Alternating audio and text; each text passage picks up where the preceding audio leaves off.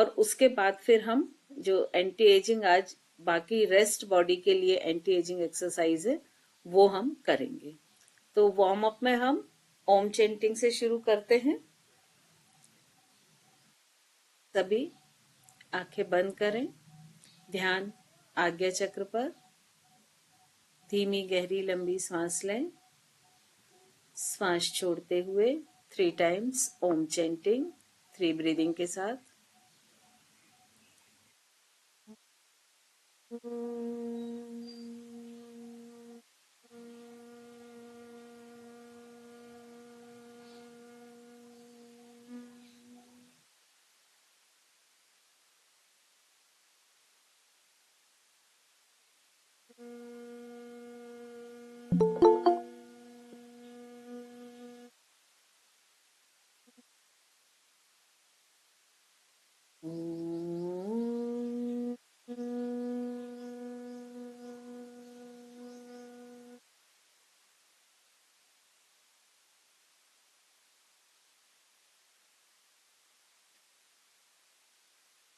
दोनों पाम्स को रब करें।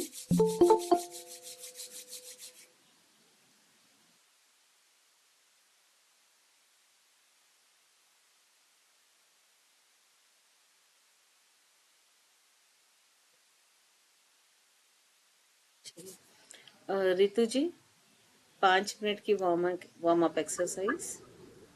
हाँ जी हाँ जी, मैं करा दूं? जी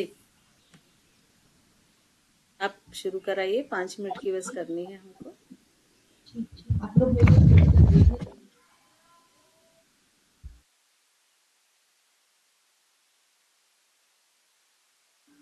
सबसे पहले दंडासन की स्थिति में बैठेंगे। दंडासन की स्थिति को अपना प्रॉपर कर लें। अपने टोज, अपनी हील, अपने नीज को आपस में मिलाएं। कमर गर्दन सीधी रखते हुए शोल्डर को रोल ऑन करते हुए पीछे करेंगे। दृष्टि हमारे सामने किसी भी एक पॉइंट पर रहेगी। दोनों थाइस के आसपास, हिप्स के आसपास दोनों हाथ रखते हुए प्रेशर देंगे और थोड़ा सा लोअर बॉडी को पीछे की तरफ खींचेंगे, जिससे हमारी बॉडी पूरी अलाइन हो जाएगी। लेकिन से दोनों पैरों को अपने छाती की तरफ लाएंगे, चेस्ट की तरफ, और पूरा खोलेंगे। खोलेंगे तो हाथ भी हमारे पूरे खुलेंगे। सांस छोड़ते हुए बंद करेंगे और सांस लेते हुए हाथों को पूरी तरह से खोलेंगे। 10 टाइम्स करेंगे। ध्यान रखेंगे हमारी कमर पीछे से बैंड नहीं हो। कमर को सीधे रखते हुए नीरजा जी करके देखें, खाली बैठने से कुछ नहीं होगा, करें साथ में एक्सरसाइज। पैर खोलें या बंद करें, हमारी नीज आपस में जुड़े रहे, हील्स और पंजे आपस में जुड़े रहे। पल्लवी जी कोशिश करें नी ज्वाइंट रहे, नी ना खुले।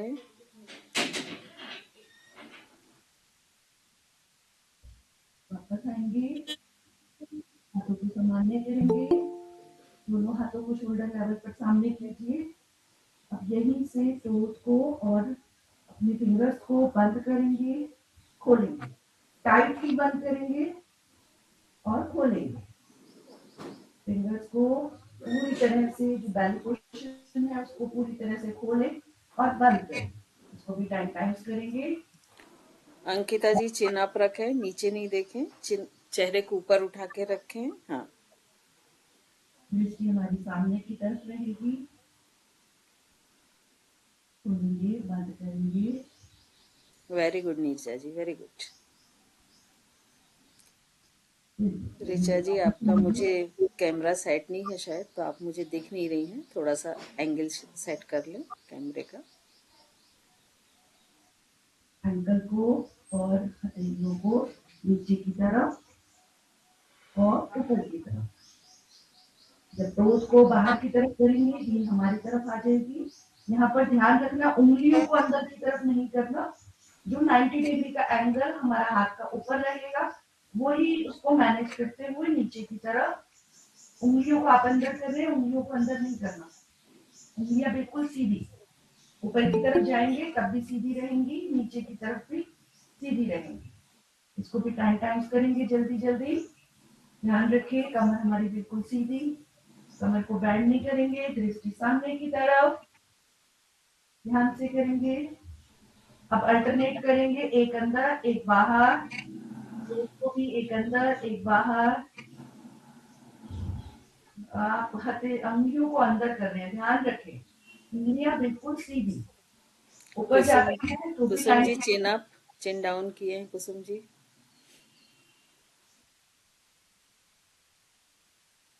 वापस आ जाएंगे, पैर के बीच में थोड़ा सा, दोनों पैरों के बीच में गैप करेंगे और जो हमारी हील है उससे एक इमेजिनरी लाइन बनाते हुए दोनों बिग टोज को उस इमेजिनरी लाइन पर अंदर की तरफ लाने की कोशिश करेंगे और फिर बाहर की तरफ जो हमारा छोटी उंगली है उसको मैट से टच करेंगे।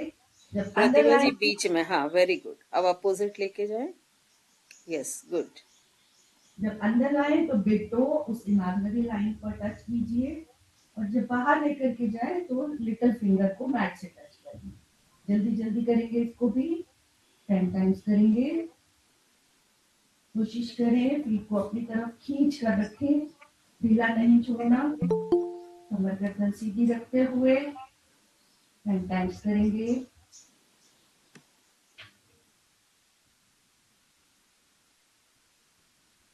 अब यहीं से दोनों पैर एक साइड लेकर के जाएंगे, दोनों फीट को लेफ्ट साइड फिर राइट साइड, उसी तरह से नीचे टच करने की कोशिश। पैर हमारे एक लाइन में रहेंगे, इसको भी 10 टाइम्स करेंगे। उसमें बॉडी का अलाइनमेंट को ध्यान रखें, कमर को आप लोग झुका रहे हैं, हम लोग कमर को नीचे की तरफ झुका रहे हैं, कमर बिल्कुल सीधी रखते हुए करें, सामने किसी एक पॉइंट पर देख लें। अब यहीं से पैरों को रोटेट करेंगे, पूरे दोनों पैरों को पंजों को बाहर की तरफ लेकर के जाएं, फिर राइट साइड अपनी तरफ, लेफ्ट साइड फिर बाहर। जब बाहर की तरफ जाएगा तो एड़ी हमारी तरफ आएगी और जब अंदर आएगा तो एड़ी बाहर की तरफ। पूरा रोटेशन करेंगे, 5 times clockwise, 5 times anti clockwise. सीधे बैठेंगे, एंटी क्लॉकवाइज करेंगे इसको। अब पूरा बड़ा सा सर्कल बनाने की कोशिश करिए, फिटों से एक अच्छा सा सर्कल। वापस आ जाएंगे, चलिए यहाँ पर हम वार्म अप एक्सरसाइज को खत्म करेंगे। अब हम आते हैं कि हमको एंटी एजिंग में किन किन मसल्स पर ध्यान देना है। तो आप सभी लोगों ने सुना होगा एक कहावत कि जो बुढ़ापा आता है वो पैरों से आता है। थम्स अप करें किस किस ने सुनी है ना। तो हमको सबसे पहले जिस मसल्स पे ध्यान देना है वो किस पे देना है, लेग मसल्स पर। ठीक है, तो पहले हम लेग मसल्स की कुछ एक्सरसाइज करेंगे। लेग मसल्स की एक्सरसाइज के लिए आपको खड़े होना पड़ेगा, तो आप अपना कैमरा ऐसा सेट कर लें कि खड़े होने पर आप मुझे दिख पाए।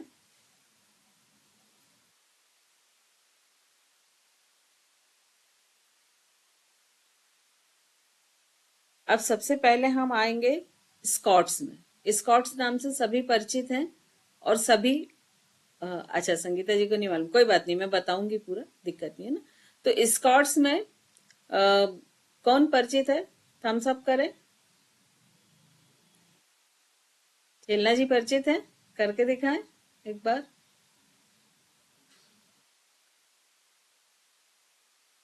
अभी पूरा सा ध्यान नहीं आ रहा, आप बता दें ओके तो। ओके, कोई बात नहीं कोई बात नहीं। चलिए, तो हमको स्क्वाट्स के लिए सबसे पहले खड़े होने की पोजीशन देखनी है।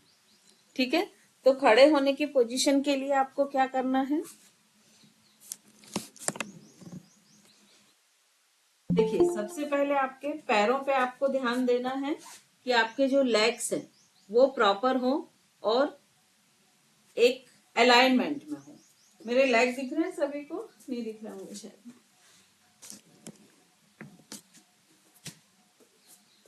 जब हम कोई भी आसन करते हैं तो उसमें हम पहले एक बेसिक पोजीशन लेते हैं, चाहे हम खड़े होने वाला करें, बैठने वाला करें, लेटने वाला करें। तो ये जो बेसिक पोजीशन है या जिसको हम सम अवस्था बोलते हैं, तो इसके लिए हमको क्या करना है, सबसे पहले पैरों पे ध्यान रखना है। अब जब हम मैं पिन करूं कि अपने आप को सभी को दिख रहा है ध्यान से?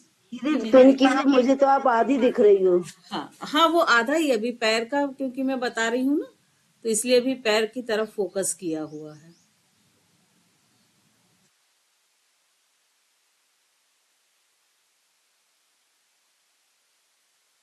अभी सभी को क्लियर दिख रहा है पैर, राइट? मैं सामने की तरफ करती हूँ, है ना? तो हम क्या करते हैं कि जब हम खड़े होने वाले आसन करते हैं, सपोज हमने ताड़ासन किया, एक एग्जाम्पल लेते, तो हम कैसे करते हैं, सभी करके भी देखें साथ में। खड़े हो सिंपल, और उसके बाद में ताड़ासन की पोजीशन ले लें। कैसे करते हैं, करें सभी एक बार ताड़ासन, तो सभी को मालूम है। और फील करें, आपको खुद को ही फील करना है कि आपको कहाँ कहाँ स्ट्रेचिंग आ रही है। ताड़ासन की पोजीशन में आए, फील करें कि आपको कहाँ कहाँ स्ट्रेचिंग आ रही है।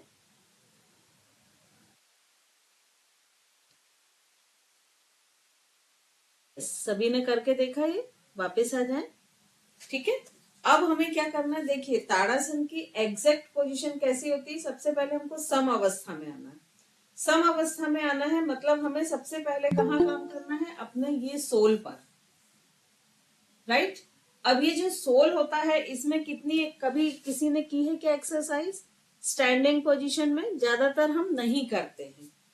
तो हमें सबसे पहले क्या करना है, पैर मेरे सभी को क्लियर दिख रहे होंगे, इनको पैरेलल रखना है। मोस्टली हम ऐसे रखते हैं, वी शेप। तो मेरे साथ मैं बोल रही हूँ, वैसे ही आप इंस्ट्रक्शन के साथ करते जाएं। इसकी रिकॉर्डिंग आपको मिलेगी, आप बाद में नोट कर लीजिएगा। अभी करके देखें, फील करें। तो आपको क्या करना है, सबसे पहले इनको पैरेलल करना है। देखिए जैसे ही आप पैरेलल करेंगे, आपको यहाँ नी पर ऐसा फील होगा कि कुछ चीज टर्न हुई है।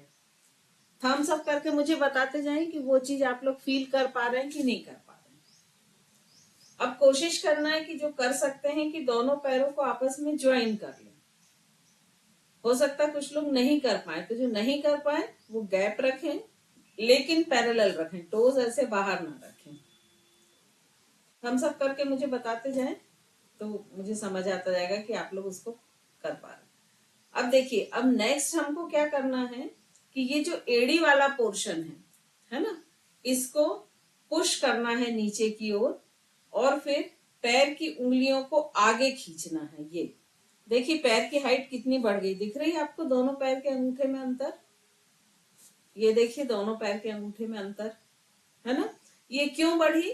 क्योंकि ये जो पोर्शन है हमारा, जो एक कर्व होता है, ये खुल गया है। ठीक है, एक बार मैं फिर से पूरा पैर पे ही फोकस कर रही हूँ, ध्यान से देखिए। ये मैंने पैर रखे नॉर्मल, ठीक है। अब एड़ी को पुश किया और खींचा, ये देखिए कितनी सारी दोनों अंगूठे में अंतर आ गया। फिर सेम दूसरे को किया, तो क्या हुआ कि ये जो अंदर का कर्व है वो खुल गया आपका।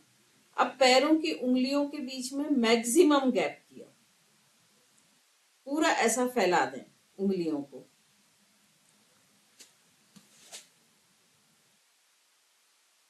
आप लोग को थोड़ी सी मेहनत पड़ेगी, लेकिन थम्स अप करके मुझे बताते जाएं, क्योंकि ना मैं आप कर रही हूँ तो आप लोग को देख नहीं पा रही हूँ, इसलिए है।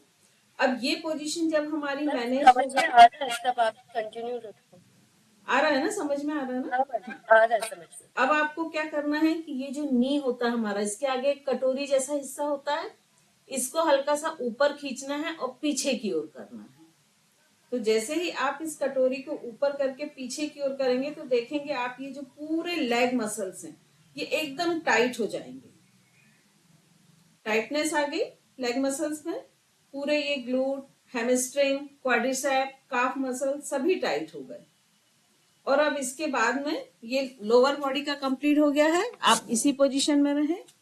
अपर बॉडी के लिए हमको क्या करना है कि ये दोनों शोल्डर हैं, इनको रोल बैक करना है। हाथ की उंगलियां पूरी खुली हुई साइड में, चिन फ्लोर के पैरेलल।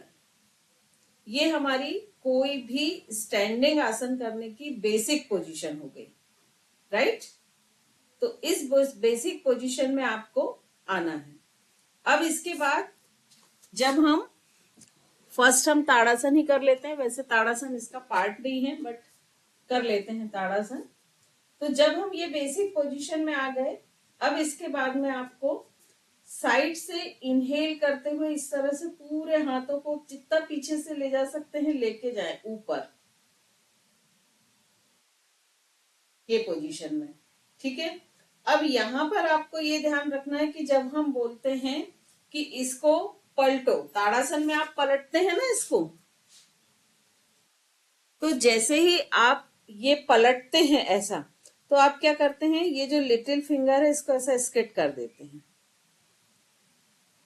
करते हैं सभी, थम्स अप करके बताएं, है ना। तो हमें क्या करना है कि ये जो लास्ट हमारा वैली पोर्शन है, ये हमारे फिंगर के वैली पोर्शन है, तो आपको कोशिश करना है कि ये चारों वैली पोर्शन ज्वाइंट रहे और इस तरह से आपका हाथ पलटे।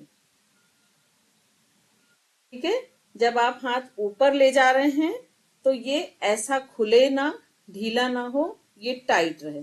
आप दोनों तरह से करके देखिए, जब आप ऐसा ढीला करेंगे तो आपके हैंड मसल्स पर कोई भी प्रेशर नहीं रहेगा, लेकिन जब आप ऐसे करेंगे तो आपके बाइसेप ट्राइसेप तक पूरा प्रेशर आएगा।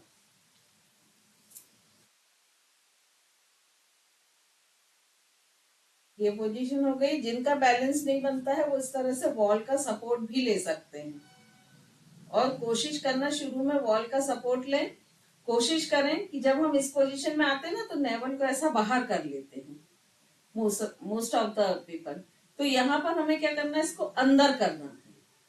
अगर वॉल के सहारे करेंगे स्टार्टिंग में तो आपकी बहुत अच्छी पोजीशन आएगी। ये पेट इस तरह से बाहर ना हो, अंदर हो, और फिर उसके बाद दोनों हाथ ऐसे सामने रहते हैं, इनको वॉल से टच करना है।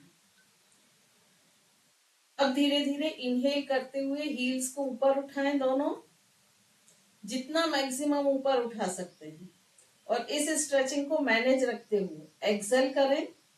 नेवल को पूरा अंदर की तरफ ले जाएं, और जो ग्लूट मसल्स होते हैं, बटक्स होते हैं, उनको स्क्वीज करते हुए अंदर की तरफ खींचे, टाइट करें। कोशिश करें मूल बंद और उद्यान बंद लगाने की। इसी पोजीशन में रुकें। 1 2 3 4 5 6 7 8 9 10। वापस आ जाएंगे धीरे धीरे। अभी दोनों में कुछ डिफरेंस लगा?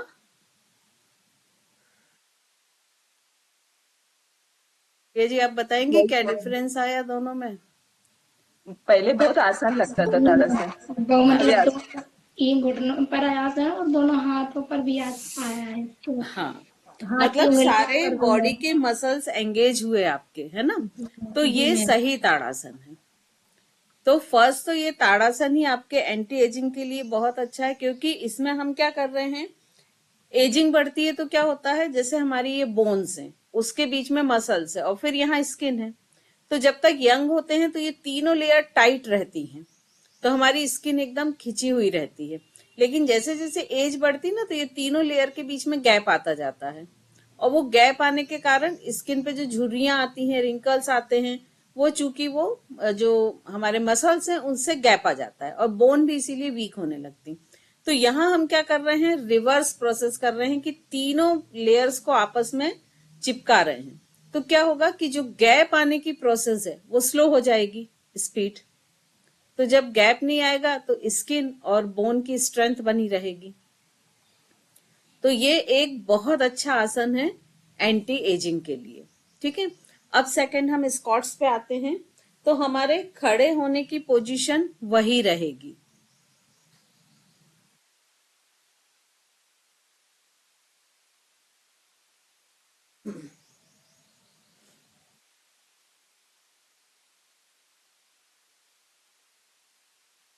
हमारे खड़े होने की पोजीशन जो बेसिक थी वही रहेगी। अब हमें करना क्या है, हम स्क्वाट्स को कई तरह से कर सकते हैं। फर्स्ट जो नॉर्मल होता है वो दोनों हाथ इस तरह से रखते हैं और धीरे धीरे अपर बॉडी को बेंड करते हैं, जैसे कि हम एक चेयर पर बैठ रहे हैं। तो इस तरह से हमको अपर बॉडी को बेंड करना है। अब यहाँ ध्यान क्या रखना है कि जब हम ये बेंड कर रहे हैं तो हमारी ये जो नी है ये टो के बाहर ना जाए। जो अगर ये हमारे टोज हैं तो इसके अंदर ही नी रहे, ये इस तरह से ना जाए। अभी देखिए मेरे ये टो के बाहर गए, जैसे ये टो के बाहर जाएंगे तो आपका पूरा प्रेशर नी पर आएगा। खुद से आप कैसे पहचानेंगे कि सही हो रहा कि नहीं, कि यदि नी पर प्रेशर आ रहा है इट मीन्स आप उसको गलत कर रहे हैं, और अगर नी पर प्रेशर नहीं आ रहा है तो उसका मतलब है कि आपका सही हो रहा है। तो इसीलिए ये बहुत जरूरी है कि जब आप स्क्वाट्स पोजीशन में आए तो आपके जो नी है वो टो के बाहर ना जाए। इसके लिए भी आप वॉल का सपोर्ट ले सकते हैं। वॉल से थोड़ी दूरी पे खड़े हो जाएं और यहाँ से ये इस तरह से नीचे आते हुए वॉल का सपोर्ट ले लें। ये शुरू में स्क्वाट्स करने की एक बहुत अच्छी पोजीशन रहती है कि आप जितना नीचे आ सकते हैं आए और फिर स्ट्रेट हो। तो स्टार्टिंग में बॉडी का अलाइनमेंट सही रहे इसके लिए आप वॉल का सपोर्ट ले सकते हैं। जब धीरे धीरे अलाइनमेंट सही आ जाता है तब फिर आप विदाउट वॉल भी कर सकते हैं। सेकेंड मिस्टेक क्या होती है कि जब हम इस तरह से करते हैं तो ये ऐसे करते हैं, ये पोजीशन नहीं। स्टार्टिंग में आप किसी चेयर का भी हेल्प ले सकते हैं कि चेयर पर बैठें और उसके बाद में उठें। तो यहाँ पर दूसरी पोजीशन क्या है, अगर इस हाथ ऐसे करके आपको प्रॉपर नहीं आ रहा तो आप हाथों को इस तरह से उंगलियां पूरी खोलें और हाथों को इस तरह से रखते हुए भी कर सकते हैं। ये हाथ इसमें ऊपर रहेंगे तो अपर बॉडी आपकी सामने की तरफ नहीं झुकेगी। देखें करके।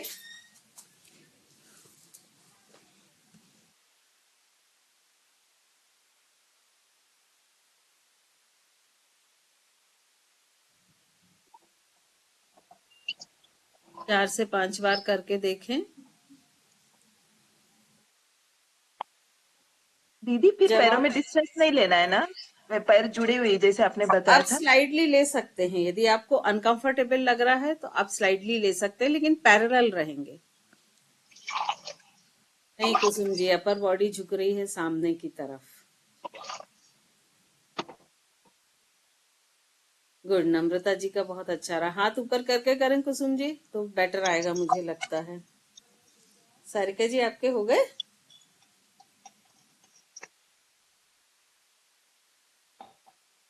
गुड। सरिता जी के बहुत अच्छे आ रहे हैं। ईश्वर जी आपके भी बहुत अच्छे आ रहे हैं, वेरी गुड।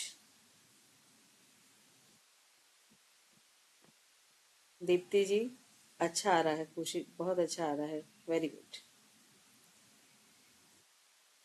हाँ सारिका जी वेरी गुड। कोशिश करें हेड का बैक पोर्शन भी वॉल से टच करें। मेरा भी देखना दीदी। हाँ आपका भी देख रही हूँ मैं, सभी का देख रही हूँ। टोज पैरेलल करें संगीता जी, टोज पैरेलल। हाँ गैप थोड़ा कम कर ले, थोड़ा सा कम, बस अब करें। बस आज 4 या 5 बार करें फिर रुक जाएं। अब इसी की जैसे हमको इंटेंसिटी बढ़ानी है तो इसी को हम वेट के साथ कर सकते हैं, कैटल बेल वेट के साथ भी कर सकते हैं और सिंपल वेट के साथ भी कर सकते हैं। तो वेट के साथ करेंगे जब आप, तो किस तरह से करेंगे वो देख लीजिए। वेट को हाथ में पकड़ना है और फिर करना है आपको।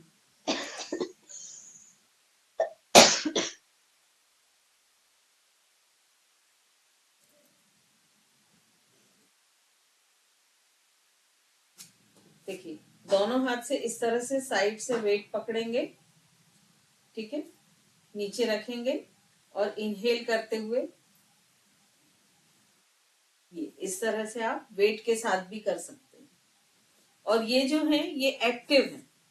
जब आपका थोड़ा सा स्ट्रेंथ बढ़ जाए, मसल्स स्ट्रेंथ, तो कोशिश करें इसे होल्ड के साथ करने की, कि आपने एक बार किया और उसके बाद फिर होल्ड करें।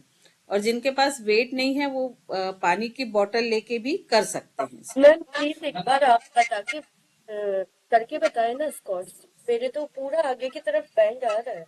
अभी मैंने करके दिखाया तो आपको। मैम बिना वेट वाला।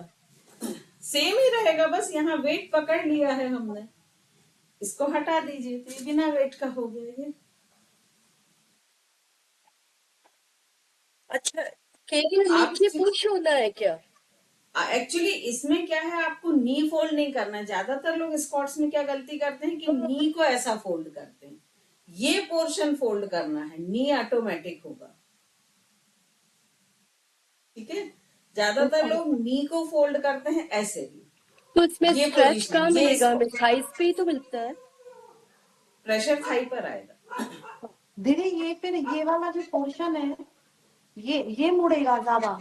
ये जैसे हम जब चेयर पर बैठते हैं, इमेजिन करिए, तो आप क्या मोड़ते, घुटना मोड़ते कि ये पेल्विक, पीछे वाला है ना? हिप। वैसे ही ये पेल्विक मुड़ेगा। ज्यादातर लोग क्या गलती करते हैं स्क्वाट्स में कि ये नी मोड़ते हैं, ये करते हैं। स्क्वाट्स में ज्यादातर लोग ये मिस्टेक करते हैं, जबकि ये जो पेल्विक है इसको फोल्ड करना है। पेल्विक फोल्ड करेंगे तो नी ऑटोमेटिक। वाला है हाँ कुसुम जी? मैम, आज तक हमें सिखाया ही वही है। नहीं नहीं, आप चेयर पर बैठते हैं तो इमेजिन कीजिए कैसे बैठते हैं, हाँ मैम। है ना? और देखिए एक चीज का हमेशा ध्यान रखिए, जब भी अगर आप अपने वर्किंग में, अपने 24 घंटे की लाइफ में योग को इंक्लूड कर दें, है ना? तो जैसे जब भी चेयर पर बैठते हैं तो हम कैसे बैठते हैं? देखिए सपोज ये चेयर है, चेयर यहाँ पे लानी, ये चेयर है सपोज, ठीक है?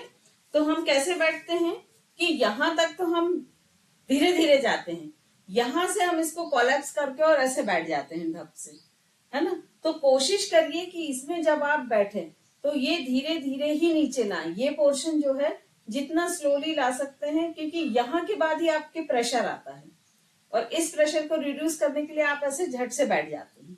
तो कोशिश करें कि जहां से प्रेशर है वहां से थोड़ा धीरे धीरे करके बैठने की कोशिश करें।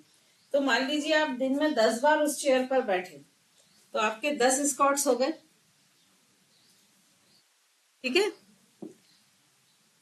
स्क्वाट्स सभी को क्लियर हो गए? दीदी मेरी ना नी में थोड़ा सा पेन हो रहा है, इस वाले में लेफ्ट में। हाँ। तो आप एक सेकंड को देख लीजिए कि मैं करूँ या नहीं करूँ, क्योंकि हल्का पेन हो रहा है। तो मैं ठीक कर रही हूँ, कर पा रही हूँ। आप वॉल का सपोर्ट लेके करिए, है ना? वॉल का सपोर्ट लेके करिए। वॉल से तो मैं आपको दिखा नहीं पाऊंगी क्योंकि वॉल बहुत फूल है। कोई बात नहीं, आपको मालूम तो है ना, आप ले लीजिएगा सपोर्ट, है ना? हाँ गुड। दीदी squats means chair pose and squat same हो गए क्या? हाँ हाँ सेम चीज है, चेयर पोज और स्क्वाट सेम चीज है। ठीक है, अब इसी में हम सुमो स्क्वाट्स कर सकते हैं। तो सुमो स्क्वाट्स के लिए हमको क्या करना है, लेग्स के बीच में गैप करना है,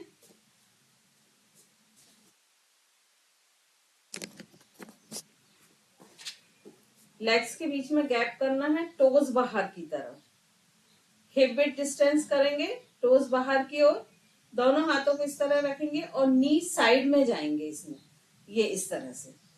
अपर बॉडी इसमें भी स्ट्रेट रहेगी, ये ऐसे झुकते हुए नहीं करना है, अपर बॉडी स्ट्रेट, और फिर उसके बाद में नी साइड में जाते हुए और डाउन होना है मैक्सिमम।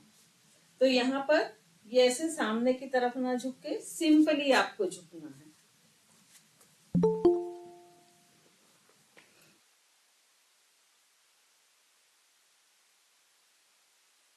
इसे भी 5 टाइम्स करें, 5 टाइम्स ही करें, अधिक ना करें, क्योंकि फिर दीप्ति जी आपका सुमो स्क्वाट्स ठीक नहीं हो रहा है। लेग्स को बाहर की तरफ टर्न करें, जो टोज है ना, हाँ। अब नी ना साइड में आएंगे, सामने नहीं। यस, साइड में फोल्ड होंगे, यस ना, अभी भी आपके सामने हो रहे हैं। एक बार फिर से देखें आप मुझे दीप्ति जी, आप ये ऐसा जब कर रहे हैं ना, ये तो आपके ये ऐसे आ रहे हैं, ये ऐसे नहीं, ये बिल्कुल साइड, ये साइड ओपन होंगे, जितना मैक्सिमम साइड में कर सकते हैं। हाँ अब ठीक है आपके, गुड। इसको जिनको नी को प्रॉब्लम है वो किसी एक्सपर्ट के अंडर में ही करे, जिनको भी नी की प्रॉब्लम है। देखना दीदी मेरा ठीक आ रहा है। आपका मुझे एंगल ठीक से नहीं दिख रहा है नूतन जी, थोड़ा सा दूर कर लीजिए आप कैमरा ना, तो सही दिखेगा।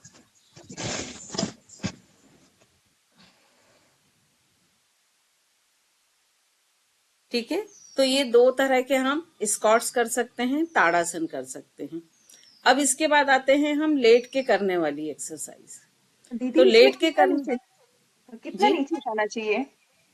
ये अपनी अपनी कैपेसिटी है, आपकी जो कैपेसिटी है। कई लोग पूरा बैठ भी जाते हैं, है ना, लेकिन वो डिपेंड करता है आपकी कितनी कैपेसिटी है, आप उतना ही नीचे जाए।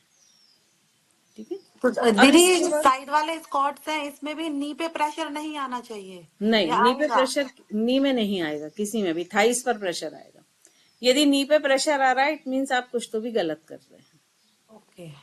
है ना, थाई पे प्रेशर आएगा। पर नी एंगेज तो होती है, अगर किसी को नी में प्रॉब्लम हो तो वो नहीं कर पाएंगे। नहीं, एक्चुअली जिनको नी में प्रॉब्लम होती है उनका स्क्वाट सबसे अच्छा उनकी एक्सरसाइज होती है, लेकिन उनको पहले सीखना पड़ेगा, क्योंकि पहले नी की स्ट्रेंथ, आस पास के जो मसल्स होते हैं, नी मसल्स, लिगामेंट्स, उनकी स्ट्रेंथ बढ़ाते हैं, उसके बाद स्क्वाट्स पे आते हैं। नहीं, किसी का नी मुड़े ही ना तो वो नहीं, वो तो नहीं कर सकता है 100%, मुड़े ही ना तो। हाँ, जिसको मतलब ऑपरेट करने का ही बोल दिया वो तो कर ही नहीं हाँ, पाएगा।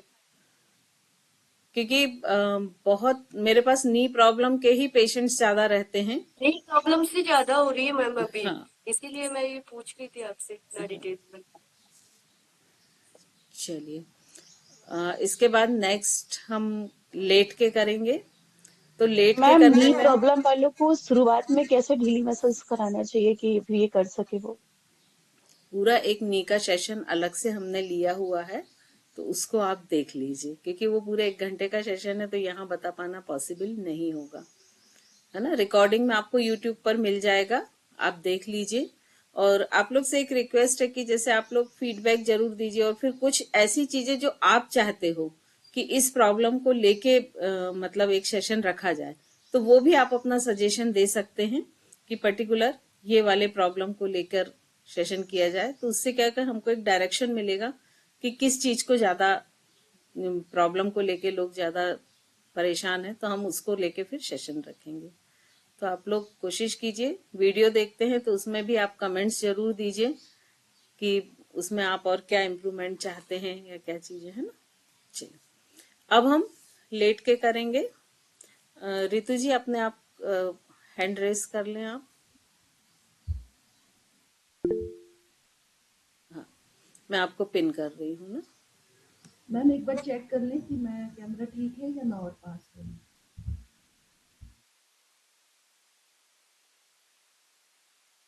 ठीक है एकदम। देखिए, अब लेटने के लिए भी, चूंकि आप लोग लेट जाएंगे तो फिर शायद अच्छे से देख नहीं पाएंगे, तो एक बार पहले देख लें। लेटने के लिए भी ये बहुत जरूरी है, जैसे हमने स्टैंडिंग के लिए एक पर्टिकुलर बेस तैयार किया था, ऐसे लेटने के लिए भी एक बेस हम तैयार करते हैं।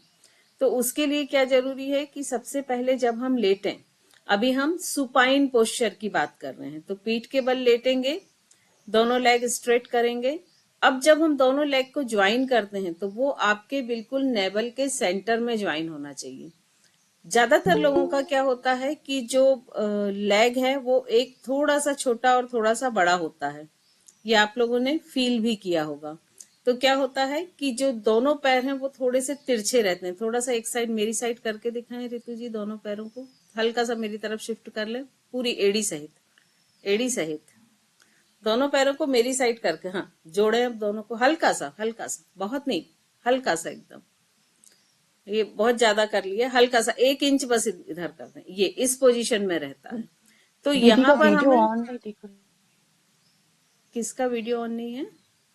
रितु दीदी का मुझे दिख नहीं रहा वीडियो। नहीं नहीं, पिन है आपका ये तो नेट सभी। आपका नेट नहीं होगा दीदी, दिख रही हाँ, है। सभी को पिन किया हुआ। तो यहाँ पर ये जो हमारा ज्वाइंट आ रहा है, ये लेग की जहां पर ज्वाइंट स्ट्रेट लाइन आ रही है, ये पूरी नेवल तक आनी चाहिए। ये देखिए यहाँ पर ये तिरछी आ रही है। अब सेंटर में कीजिए दोनों पैरों को। अब जैसे ही हम ये सेंटर में कराते हैं ना, तो उनको अनईजी लगने लगता है। तो यहाँ पर आपको ये ध्यान रखना है कि ये टो, एंकल, नी, ये पूरा नेवल तक आना चाहिए। सेकंड पोजीशन नेक की रखते हैं कि नेक थोड़ी सी लेफ्ट या राइट साइड रखते हैं। तो नेक को भी आपका जो नोज है वो नेवल और नोज एक स्ट्रेट लाइन में आना चाहिए। मतलब यदि हम देखें कि आपका नोज, नेवल और आपके टो का ज्वाइंट, ये तीनों एक स्ट्रेट लाइन में आना चाहिए। शोल्डर दोनों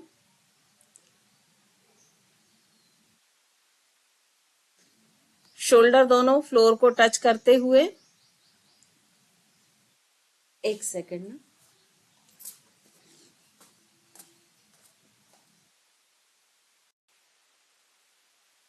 दोनों हाथ की उंगलियां पूरी खुली हुई और हथेली ऊपर आकाश की तरफ। टर्न कर लीजिए रितु जी हाथ को।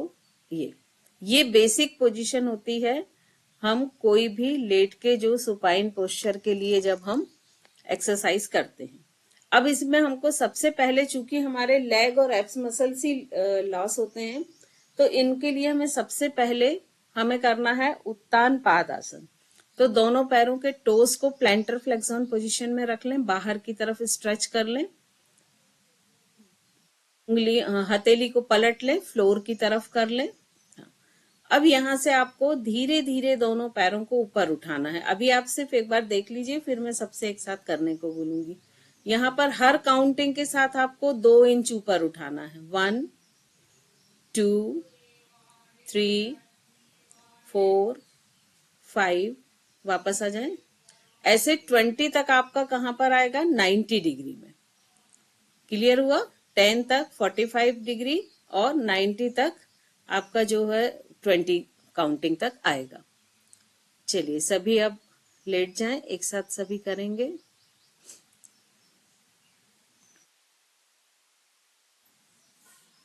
कोशिश करें कंप्लीट बॉडी को अलाइन करने की।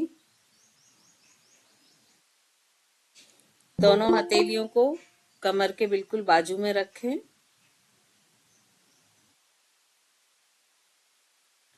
दोनों पैरों को ज्वाइन कर लें।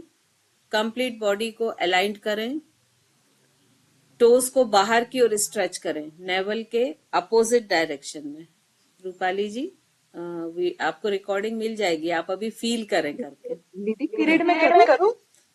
हाँ कर सकते हैं, सिर्फ अभी यहाँ हम देख रहे हैं, है ना। मतलब आप रुकिएगा मत, सिर्फ अलाइनमेंट देखिएगा, लेग्स मत उठाइएगा।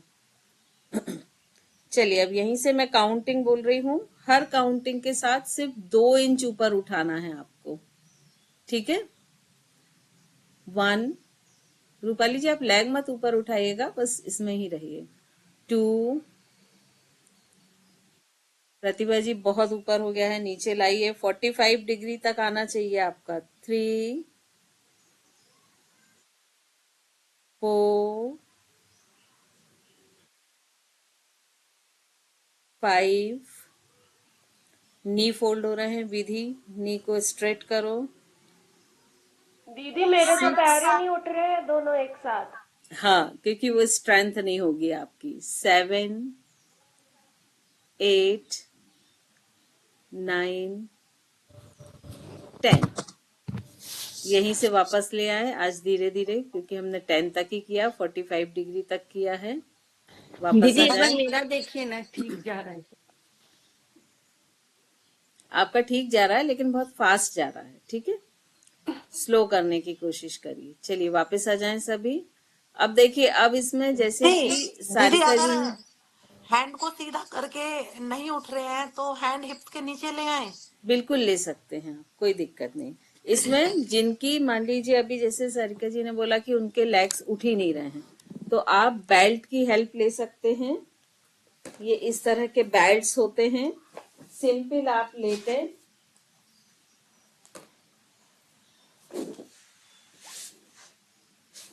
ये बेल्ट को आप फंसाएं दोनों पैरों में।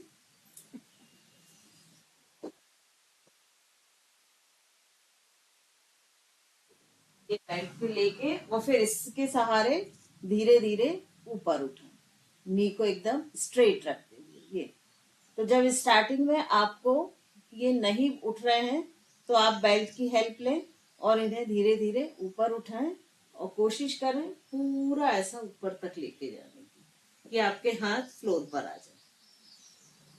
तो दीदी जब हम ये पैर उठा रहे हैं तो पीछे से जो हमारा टेल बोन है, टेल बोन वाला जो एरिया है वो थोड़ा सा श्रिंक होगा क्या? नहीं, टेलबोन पर कोई भी असर नहीं होगा। दीदी उनको उठाने के लिए फिर थोड़ा सा बैक से जोर प्रेशर लगाना आप पड़ा। प्रेशर लगा रहे हैं ना, इसलिए हो रहा है ना।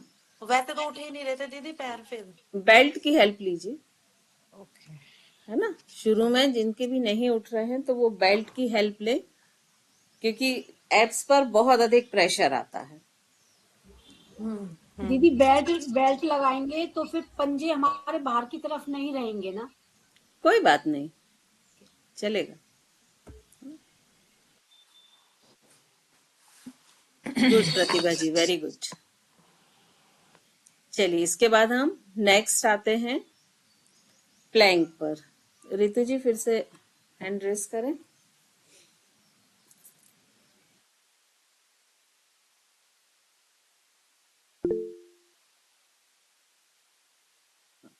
अब हम आएंगे प्लैंक पोजीशन में। तो प्लैंक पोजीशन के लिए आप पहले देख लें, क्योंकि जो प्लैंक होता है वो बहुत ही अच्छा एक एक्सरसाइज होती है मसल्स को और मेटाबॉलिज्म को मेंटेन करने के लिए। तो प्लैंक के लिए हमको फिर से प्रॉन पोजीशन में लेटना है। अगेन कंप्लीट बॉडी अलाइन रहेगी। यहाँ पर आप ध्यान दें कि आपके दोनों हील, दोनों टो और ये स्ट्रेट लाइन फिर से नेवल से जाती हुई पूरी नोज तक जाए। दोनों हाथ इस तरह से साइड में रखेंगे, उंगलियां खोल के रखेंगे। अब धीरे धीरे पहले हाफ प्लैंक वाली पोजीशन लें रितु जी। अब धीरे से ऊपर उठें। यहाँ पर हाफ प्लैंक में आपकी पैर वर्टिकल हो जाएंगे, सोल, और दोनों हाथ जो है हथेली से लेके एल्बो तक फ्लोर को टच रहेंगे।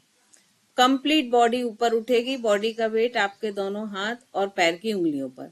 बॉडी फ्लोर के पैरेलल रहेगी। थोड़ा सा हिप्स को ऊपर उठाएं, ये पोजीशन नहीं रहेगी। हिप्स को ऊपर उठाएं हल्का सा, तो ये पोजीशन नहीं रहेगी, ये वाली रहेगी जो अभी है इनकी, कि पूरी बॉडी जो है वो फ्लोर के पैरेलल रहेगी। वापस आ जाएं, सामने देखेंगे। चलिए अब बाकी सभी लोग करेंगे।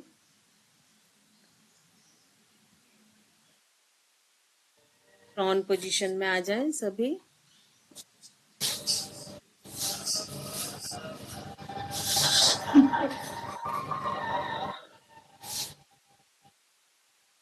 प्रतिभा जी अब म्यूट कर लें प्लीज, आप अनम्यूट हैं।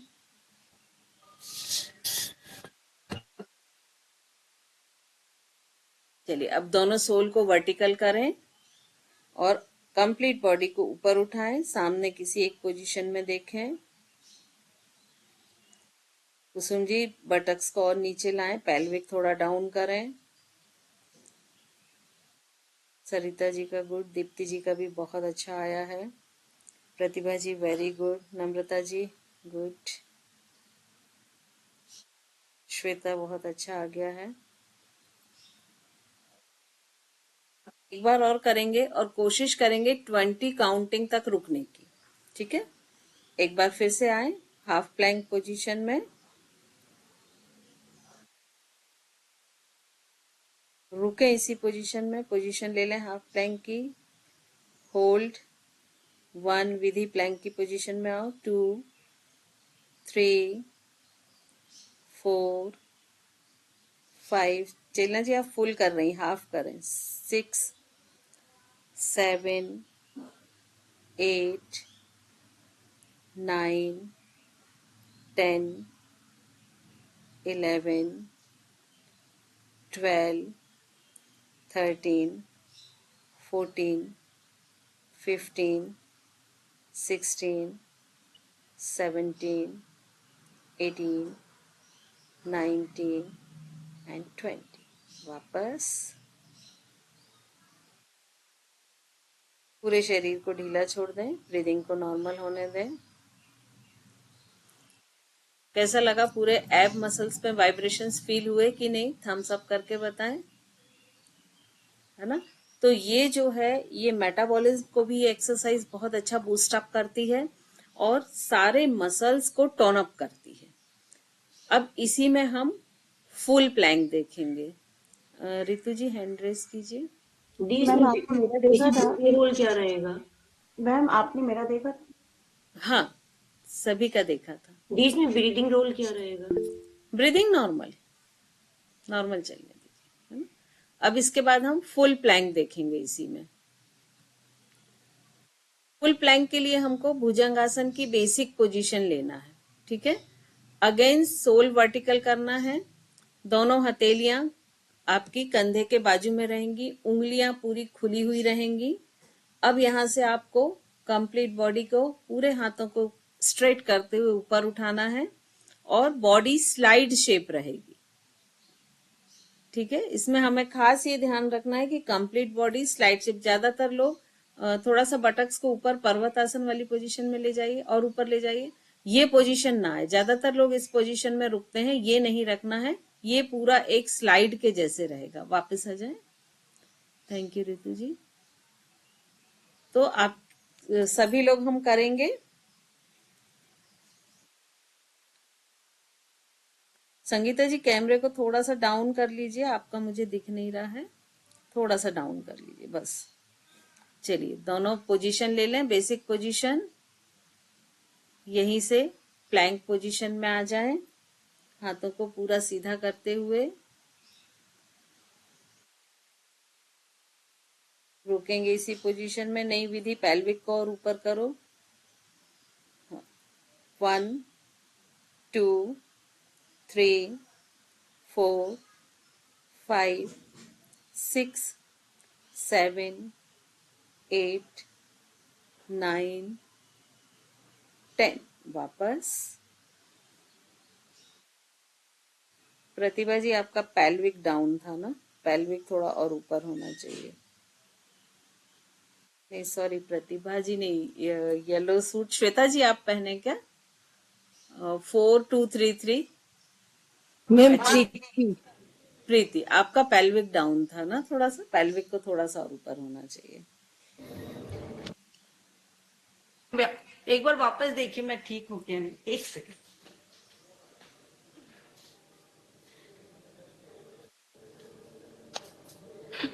हाँ गुड, अभी परफेक्ट है ना। ठीक है, देखिए इसमें जब आपके पेल्विक पे प्रेशर आने लगे और पूरे एब मसल्स में वाइब्रेशन होने लगे तो इट मीन्स आप सही पोजीशन में हैं।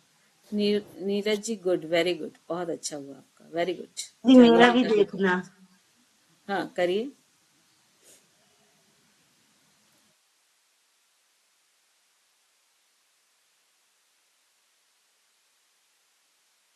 गुड, पेल्विक थोड़ा और ऊपर उठाइए संगीता जी, बस गुड। दीदी पीरियड्स में कौन कौन से आसन मतलब हमें अवॉइड करने चाहिए? पेट के देखिए बल, सुपाइन। ये देखिए, ये भी जो पीरियड में जितनी जॉइंट एक्सरसाइज है वो तो कर सकते हैं, है ना। और डिपेंड करता है कि आपकी बॉडी की कैपेसिटी क्या है। ठीक है, लेकिन जो अवॉइड करना चाहिए वो जो भी एब्डोमिनल से रिलेटेड है ना, और जो भी इनवर्ट पोज है कि जिसमें हमारे पैर ऊपर और सिर नीचे जाता है, उन पोजेस को हमको करना चाहिए। अब इसी में हम साइड प्लैंक देखते हैं। ठीक है, तो मैं ही कर रही हूँ अपने आप को पिन अप।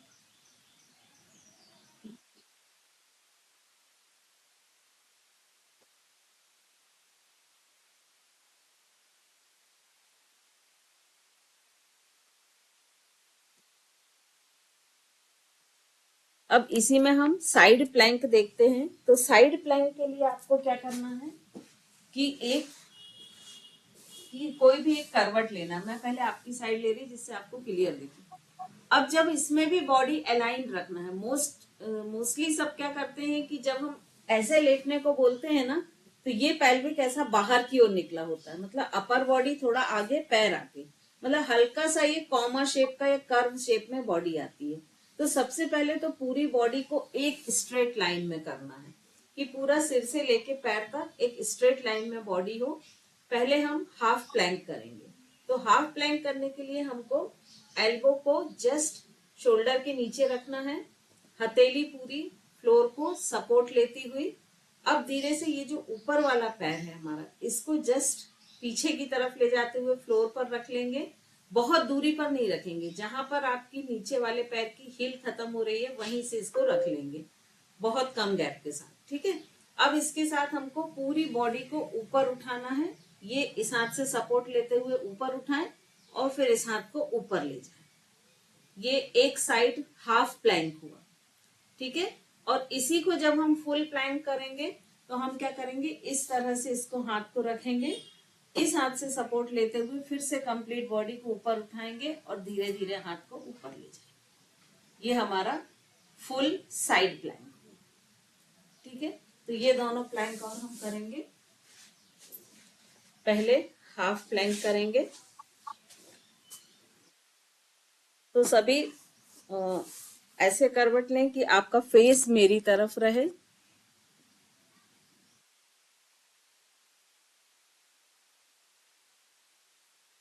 आपकी एल्बो जस्ट शोल्डर के नीचे, कंप्लीट बॉडी को अलाइंड कर लें।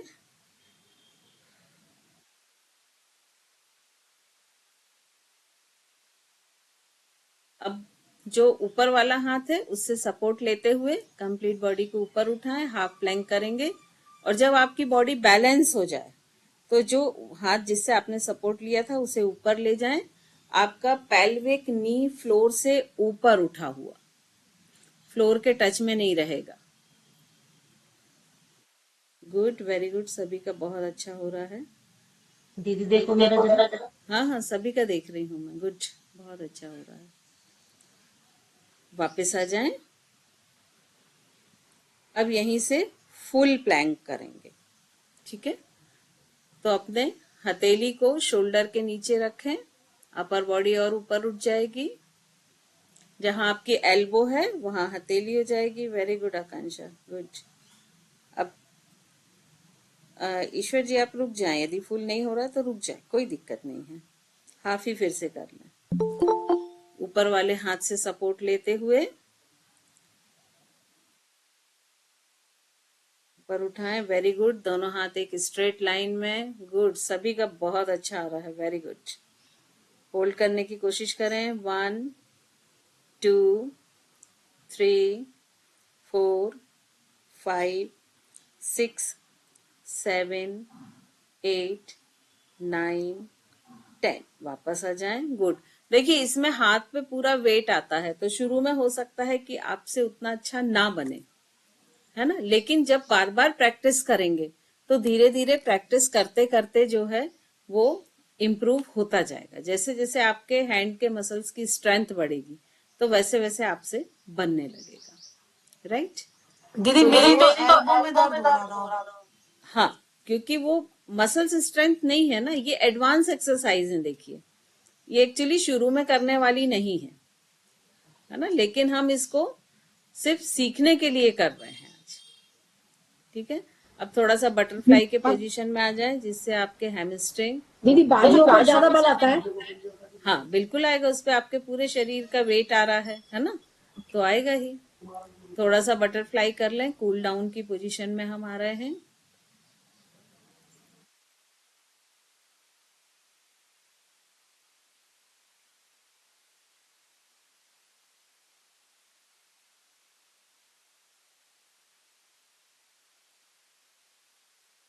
अरुण, अरुण, अरुण, क्या?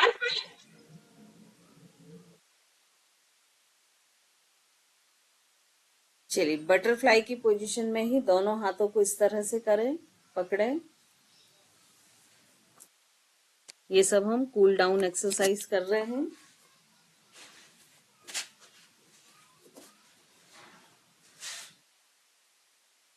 अब यहीं से आगे जाते हुए अपने एब्डोमेन को या चेस्ट को तो उसे टच करने की कोशिश करें। 1 2, सिर सीधा, सिर नीचे नहीं झुकाएं, सामने देखें। 3 4 5 6 7 8 9 10। यहीं से लेफ्ट हैंड से दोनों पैर के पंजे को पकड़े, राइट हैंड ऊपर, ऊपर वाला हाथ एकदम सीधा, नीचे वाले की कोहनी को मोड़े। 1 2, ये नी टाइट रखें। 3 4 5 6 7 8 9 10। अपोजिट साइड सेम एक्सरसाइज करें। 1 2 3 4 5 6 7 8 9 10। वापस दोनों हाथ इस तरह से यहीं से ट्विस्ट करें। 1, दोनों साइड ट्विस्ट करते जाएं, लेफ्ट और right side 10 times, left side 10 times, right side.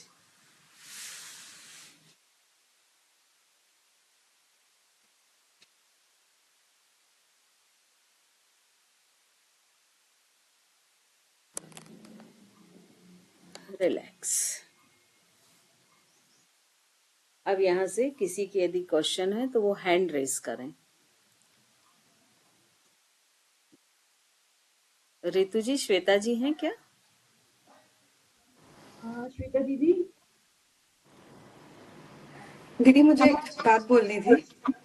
एक मिनट, मैं आपको भी मौका दूंगी। एक मिनट। हाँ जी दीदी, आ गई। अच्छा, ये तो दूसरी श्वेता। डॉक्टर श्वेता दीदी आप हैं? हाँ दीदी मैं हूँ, बस 5 मिनट में मैं आपके साथ कंटिन्यू करती हूँ, बस मुझे 5 मिनट दीजिए। ठीक है, जब तक मैं कुछ क्वेश्चन ले लेती हूँ। क्वेश्चन पूछने जिसको। ठीक है, प्रतिभा जी पूछिए आप। नहीं, मुझे क्वेश्चन ही पूछना दीदी, थैंक यू। लेकिन आज मेरे को सुबह मैंने आपको बोला था नी में बहुत पेन हो रहा था, बट करने के बाद मैंने बहुत डरते हुए किया, क्योंकि मैं पिछले 1 महीने से सिर्फ उस पेन की वजह से कुछ नहीं कर रही हूँ। लेकिन मैंने किया और मुझे काफी रिलीफ है। अभी मैं काफी अच्छे से, मतलब आर्द्र पद्मासन में भी आराम से बैठी हूँ। हल्का सा है stretch, but I am feeling so comfortable, so thank you so much. Welcome. Actually knee problem में एक्सरसाइज बहुत जरूरी है। यदि आपको फर्स्ट जैसे आपका पेन शुरू हुआ और आप एक्सरसाइज प्रॉपर करने लगते हैं तो आप उसको वहां पर क्योर कर देते हैं। तो यदि आपको नी प्रॉब्लम है तो आप बिल्कुल प्रॉपर एक्सरसाइज कीजिए, लेकिन मैं हमेशा ये बोलूंगी अंडर गाइडेंस में कीजिए।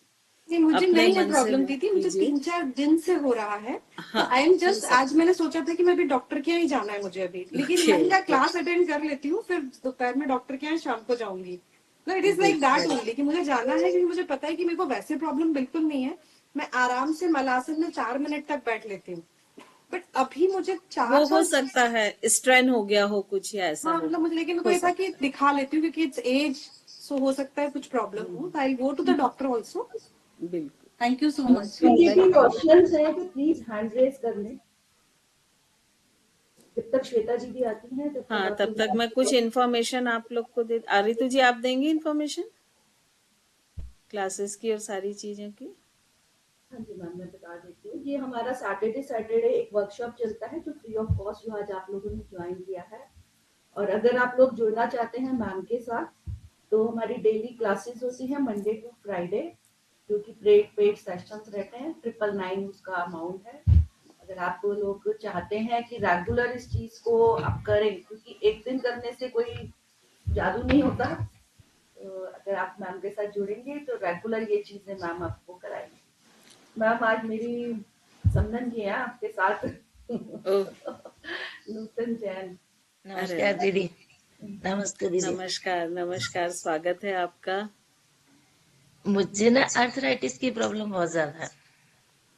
तो अर्थराइटिस वालों को तो बिल्कुल कंटिन्यू एक्सरसाइज करना चाहिए, क्योंकि वही एक सबसे अच्छा। कंटिन्यूअस करती हूँ मैं, फिर भी कभी कहीं दर्द रहता ही है। बाकी बैकबोन में ज्यादा दर्द रहने लगा है ना, तो उसकी वजह से कमर को उठाना, बैठना, लेटना, उसमें थोड़ा सा दर्द रहता है ज्यादा। तो आप किसके गाइडेंस में कर रही हैं? मैं वैसे तो पहले रामदेव की उसमें करती थी, उसके बाद जब काफी किया तो अपने आप से करने लगी। नहीं, देखिए, मैं हम जब थेरेपी की बात करते हैं तो अपने आप से बिल्कुल भी नहीं होगा, पॉसिबल ही नहीं है। क्योंकि अपने आप से जो करते हैं उसमें टेक्निक, मतलब मैं अगर आप 100 लोगों का बोलो तो 99 लोग उसमें से रॉन्ग करते हैं। ये मेरा अनुभव, क्योंकि मैं बेसिकली योग थेरेपिस्ट हूँ और उन्हें जो करना चाहिए वो छोड़ के सारी करते हैं। तो आप जब तक किसी के अंडर में नहीं करेंगी तब तक आपका वो नहीं मैनेज होगा। क्योंकि जब हम करते हैं ना तो हमें खुद को नहीं समझ में आता है कि कहाँ करना और क्या करना।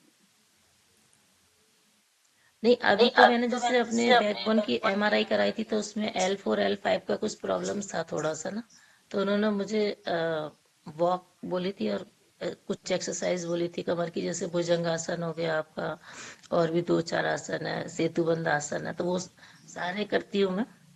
नहीं, ये आप करती हैं सारी, मैं मानती हूँ, लेकिन वो कितना सही करती हैं? जैसे अभी हमने आज ताड़ासन की टेक्निक ही देखी, हाँ जी। है ना, तो वो कितना सही करती हैं। अब आप अगर पहले वाला ताड़ासन बरसों भी करते रहें तो उससे कोई इफेक्ट नहीं होगा जो होना चाहिए। तो बात वो होती है कि कितना सही करता है। चलिए, और कोई भी कुछ कहना चाहे या क्वेश्चन हो तो हैंड रेस कर लें। अभी 5 मिनट लगेंगे श्वेता दीदी को, हम यहाँ पर आयुर्वेद का वो आपको बताएंगे एंटी एजिंग पे। तो 5 मिनट आप मैम से कुछ भी क्वेश्चन है, कोई भी पूछना चाहते हैं तो बात कर लें, कोई प्रॉब्लम है। दी हमारे वीडियो अपलोड नहीं हुए वीकेंड क्लास के? सारे चेक अपलोड हो रहे हैं, थोड़ा सा लेट होते हैं, लेकिन वो हाँ सैटरडे क्लास के नाम से ही, आप प्लेलिस्ट जब चैनल में जाएंगे तो सैटरडे क्लास के नाम से आप देखेंगे, तो उस प्लेलिस्ट में आपको मिल जाएंगे सारे, है ना। और आप लोग, मैं फिर से रिक्वेस्ट करती हूँ कि फीडबैक दें, और उसमें ये जरूर दें कि किस प्रॉब्लम को लेके आप चाहते हैं कि सेशन हो, वो भी अपना सजेशन जरूर दें, तो हम उसको फिर आगे उस पर भी काम कर सकें। एक रिक्वेस्ट और है मेरी आप लोगों से, मैम यहाँ पर टाइम दे रही हैं, फ्री वर्कशॉप दे रही हैं, तो इसको ज्यादा से ज्यादा अपलोड करें जो लोग फायदा उठा सके इस चीज का। मैं बार बार हर सेशन में शायद ये बात बोलती हूँ कि अभी जैसे मैम ने बोला नूतन दीदी को कि एक्सरसाइज हम सब करते हैं, सबको पता है, अवेयर है सब, लेकिन हम कितना सही कर रहे हैं। यहाँ पर मैम से हमें वो चीज जानने को मिल रही है कि हम हमारी अलाइनमेंट ही गलत है। हम एक्सरसाइज करके सोचते हैं कि हमें कोई फायदा नहीं मिल रहा, तो उसकी कोई ना कोई वजह होती है। तो वो चीजें सीखने के लिए ज्यादा से ज्यादा आप लोग इस वर्कशॉप को लोगों तक पहुंचाएं कि लोग अवेयर हों, क्योंकि आजकल थोड़ा सा एक ट्रेंड आ गया है कि लोग यूट्यूब से, बहुत सारे लोग हैं जो पे डाल रहे हैं, तो यूट्यूब से देख करके कहते हैं हम डेली कर रहे हैं, लेकिन फर्क नहीं पड़ रहा। तो उसमें योगा की गलती नहीं है, तो हमारी करने की गलती है। नीरज नीरज जी कुछ पूछना चाहते हैं ना? दीदी मतलब फैटी लीवर का वीडियो ऑन यदि कर लें सेशन हो जाए प्लीज, ना तो बहुत अच्छा वीडियो है। ऑन कर लें प्लीज। फैटी लीवर पर बने ना सेशन एक, तो उसके हाँ लिए जरूर। बिल्कुल, मैं नोट, आप एक उसमें जो फीडबैक भेजते ना, तो उसमें आप एक भेज दीजिए, है ना। तो हम भी चाहते हैं कि ऐसे सेशंस हम रखें जो आपके लिए यूजफुल हो। अदरवाइज हम सिर्फ कराते जाएं और आपके लिए यूजफुल ही ना हो तो हमारा भी टाइम वेस्ट है, आपका भी वेस्ट है ना। हाँ नहीं, ये तो तो आप सही लोग, बात है, हाँ क्योंकि तो काफी आप लोगों लोग, को फैटी लीवर है, मतलब मेरे आसपास लोगों को, तो उससे मुझे लगा, याद आया मुझे। आप लोग मैंने ना अगर एक देखिए, ग्रुप पर डाल दें जो भी आपकी प्रॉब्लम्स है ना, तो जो ज्यादा प्रॉब्लम्स होंगी उसके ऊपर मैम वर्कशॉप ले लेंगे। मैडम पीसीओडी के लिए और पीसीओएस। अच्छा पीसीओडी के लिए ठीक है, आप लोग ग्रुप में डालते जाएं, और कोशिश करें कि जैसे अभी नीरज जी ने बोला कि उनके बहुत आसपास ज्यादा हो रही है मैडम, इस समय ना गर्ल्स को पीसीओएस और पीसीओडी की प्रॉब्लम बहुत हो रही है। बहुत हो रही है सेब, तो उसमें आप कोशिश करें कि जैसे नीरज जी ने बोला कि अभी उनके आसपास बहुत लोग हैं जिनको ये प्रॉब्लम है, तो वो सेशन हम अरेंज करेंगे, डिजाइन करेंगे, तो कोशिश करें कि उन लोगों को भी जोड़ें जिनको प्रॉब्लम है ना, तो वो उसका बेनिफिट ले सकें। और मैडम तो किसी किसी को ना बहुत लोग आता किडनी में सिस्ट मतलब बताते हैं, तो उनकी भी कुछ एक्सरसाइज। देखिए, मोस्टली जैसे किडनी में सिस्ट है, तो इसकी तो हम कोई ऐसी पर्टिकुलर एक्सरसाइज नहीं बोल सकते, लेकिन पीसीओडी की बहुत सारी होती हैं। और सेकंड ये होता है कि अगर ऐसे लोग एक्सरसाइज करते हैं तो एक हेल्दी लाइफ स्टाइल के लिए उनको बहुत जरूरी होता है कि वो एक्सरसाइज करें। तो कोई भी बीमारी होती है तो पर्टिकुलर जब हम उससे रिलेटेड एक्सरसाइज करते हैं तो वो चीज क्योर होने लगती है। मतलब हम ये नहीं बोलते कि वो एक जादू होता है और वो गायब हो जाता है, लेकिन वो बीमारी वहां रुक जाती है, उसकी जो प्रोग्रेस हो रही है उसकी स्पीड जो है वो स्लो हो जाती है। और मैम हार्मोनल अनबैलेंस हो जाते हैं, जैसे कि टीनेजर एज हाँ, में हार्मोनल अनबैलेंस होते हैं, तो उसके लिए भी कुछ। उसके लिए तो योग बहुत अच्छी एक्सरसाइज है, तो क्योंकि उसके आप लिए भी प्लीज जो भी उसके आसन लिए करते हैं ना, तो वो कोई ना कोई एक आपके ग्लैंड को इफेक्ट करता है, एंडोक्राइन ग्लैंड को। तो हार्मोनल इम्बैलेंस जो आजकल खासकर मोनोपॉज के समय पर जो होता है, हार्मोनल इम्बैलेंस, और लोग बहुत परेशान होते हैं, उसके लिए तो योग और एक्सरसाइज एक बहुत अच्छी थेरेपी है, और विदाउट हार्मोनल थेरेपी के या मेडिसिन के आप उसको रिकवर कर सकते हैं। और मैडम यही शिकायत अगर 17-18 साल की लड़कियों को हो जाए तो फिर हाँ, हार्मोन देखिए, जब भी आपके एंडोक्राइन बैलेंस होंगे तो हार्मोन्स बैलेंस होंगे।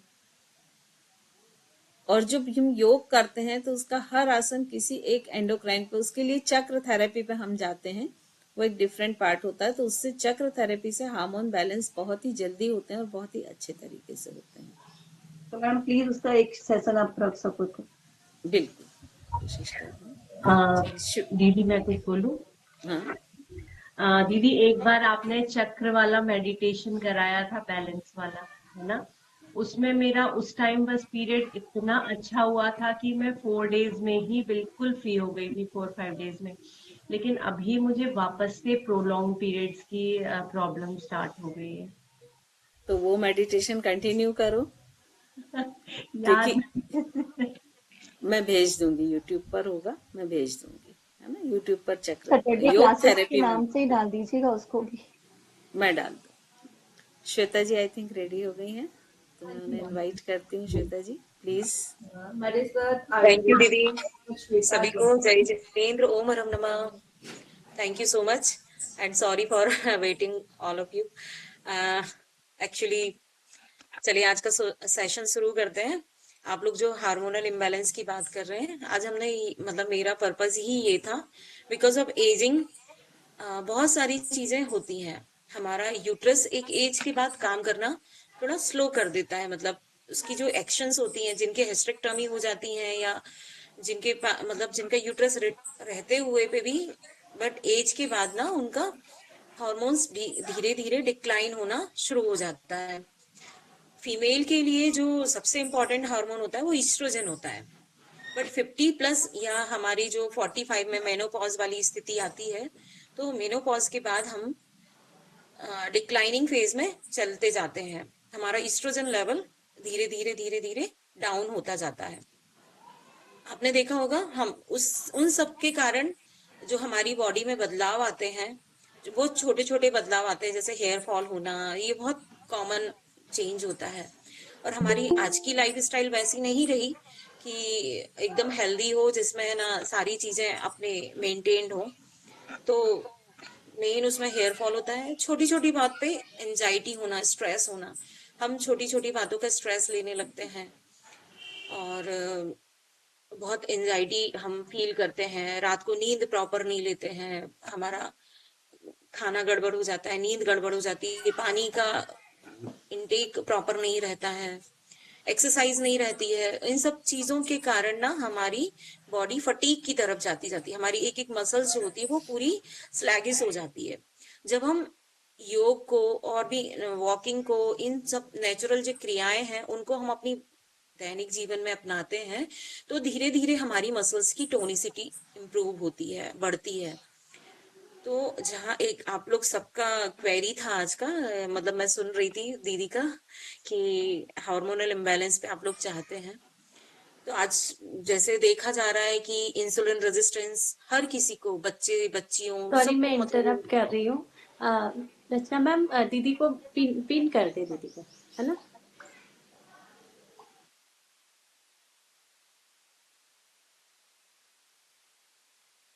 थायराइड इम्बैलेंस और पीसीओएस या पीसीओडी, ये जितने भी कारण हैं, और मेनोपॉज, ये जितने भी, मेनोपॉज तो एक हमारी नेचुरल प्रक्रिया है, उसको हम हटा दें तो थायराइड इम्बैलेंस, पीसीओएस, पीसीओडी और इंसुलिन रेजिस्टेंस, ये 3 मेजर कॉज हैं हार्मोनल इम्बैलेंस के। मतलब जैसे ही हार्मोनल इम्बैलेंस होता है और इन तीनों चीजों में कहीं ना कहीं किसी ना किसी को गड़बड़ी शुरू हो जाती है। तो हम जैसे बात करें थायराइड की, तो थायराइड जो मेन हमारी ग्लैंड होती है, सभी ने आराम में पढ़ा है, pituitary gland, master gland of our body. तो जो मास्टर ग्लैंड ही यदि डिस्टर्ब हो जाएगी तो फिर बाकी के फंक्शंस तो ऑब्वियसली धीरे धीरे डिस्टर्ब होने लगेंगे। तो मेन होता है जब हम मेडिटेशन करते हैं, ध्यान करते हैं, योगा करते हैं, प्राणायाम करते हैं, तो इससे हमारी जो पिट्यूटरी ग्लैंड है उसकी फंक्शनिंग बहुत अच्छी होती है। तो अभी सबसे बेसिक चीज होती है कि हमें क्या, किस तरफ जाना है, योग और प्राणायाम और ध्यान की तरफ जाना है। उससे हमारी पिट्यूटरी ग्लैंड अच्छी होगी, तो उससे जो निकलने वाले सिग्नल्स होंगे, जो हार्मोन्स होंगे, वो सारे अच्छे होंगे।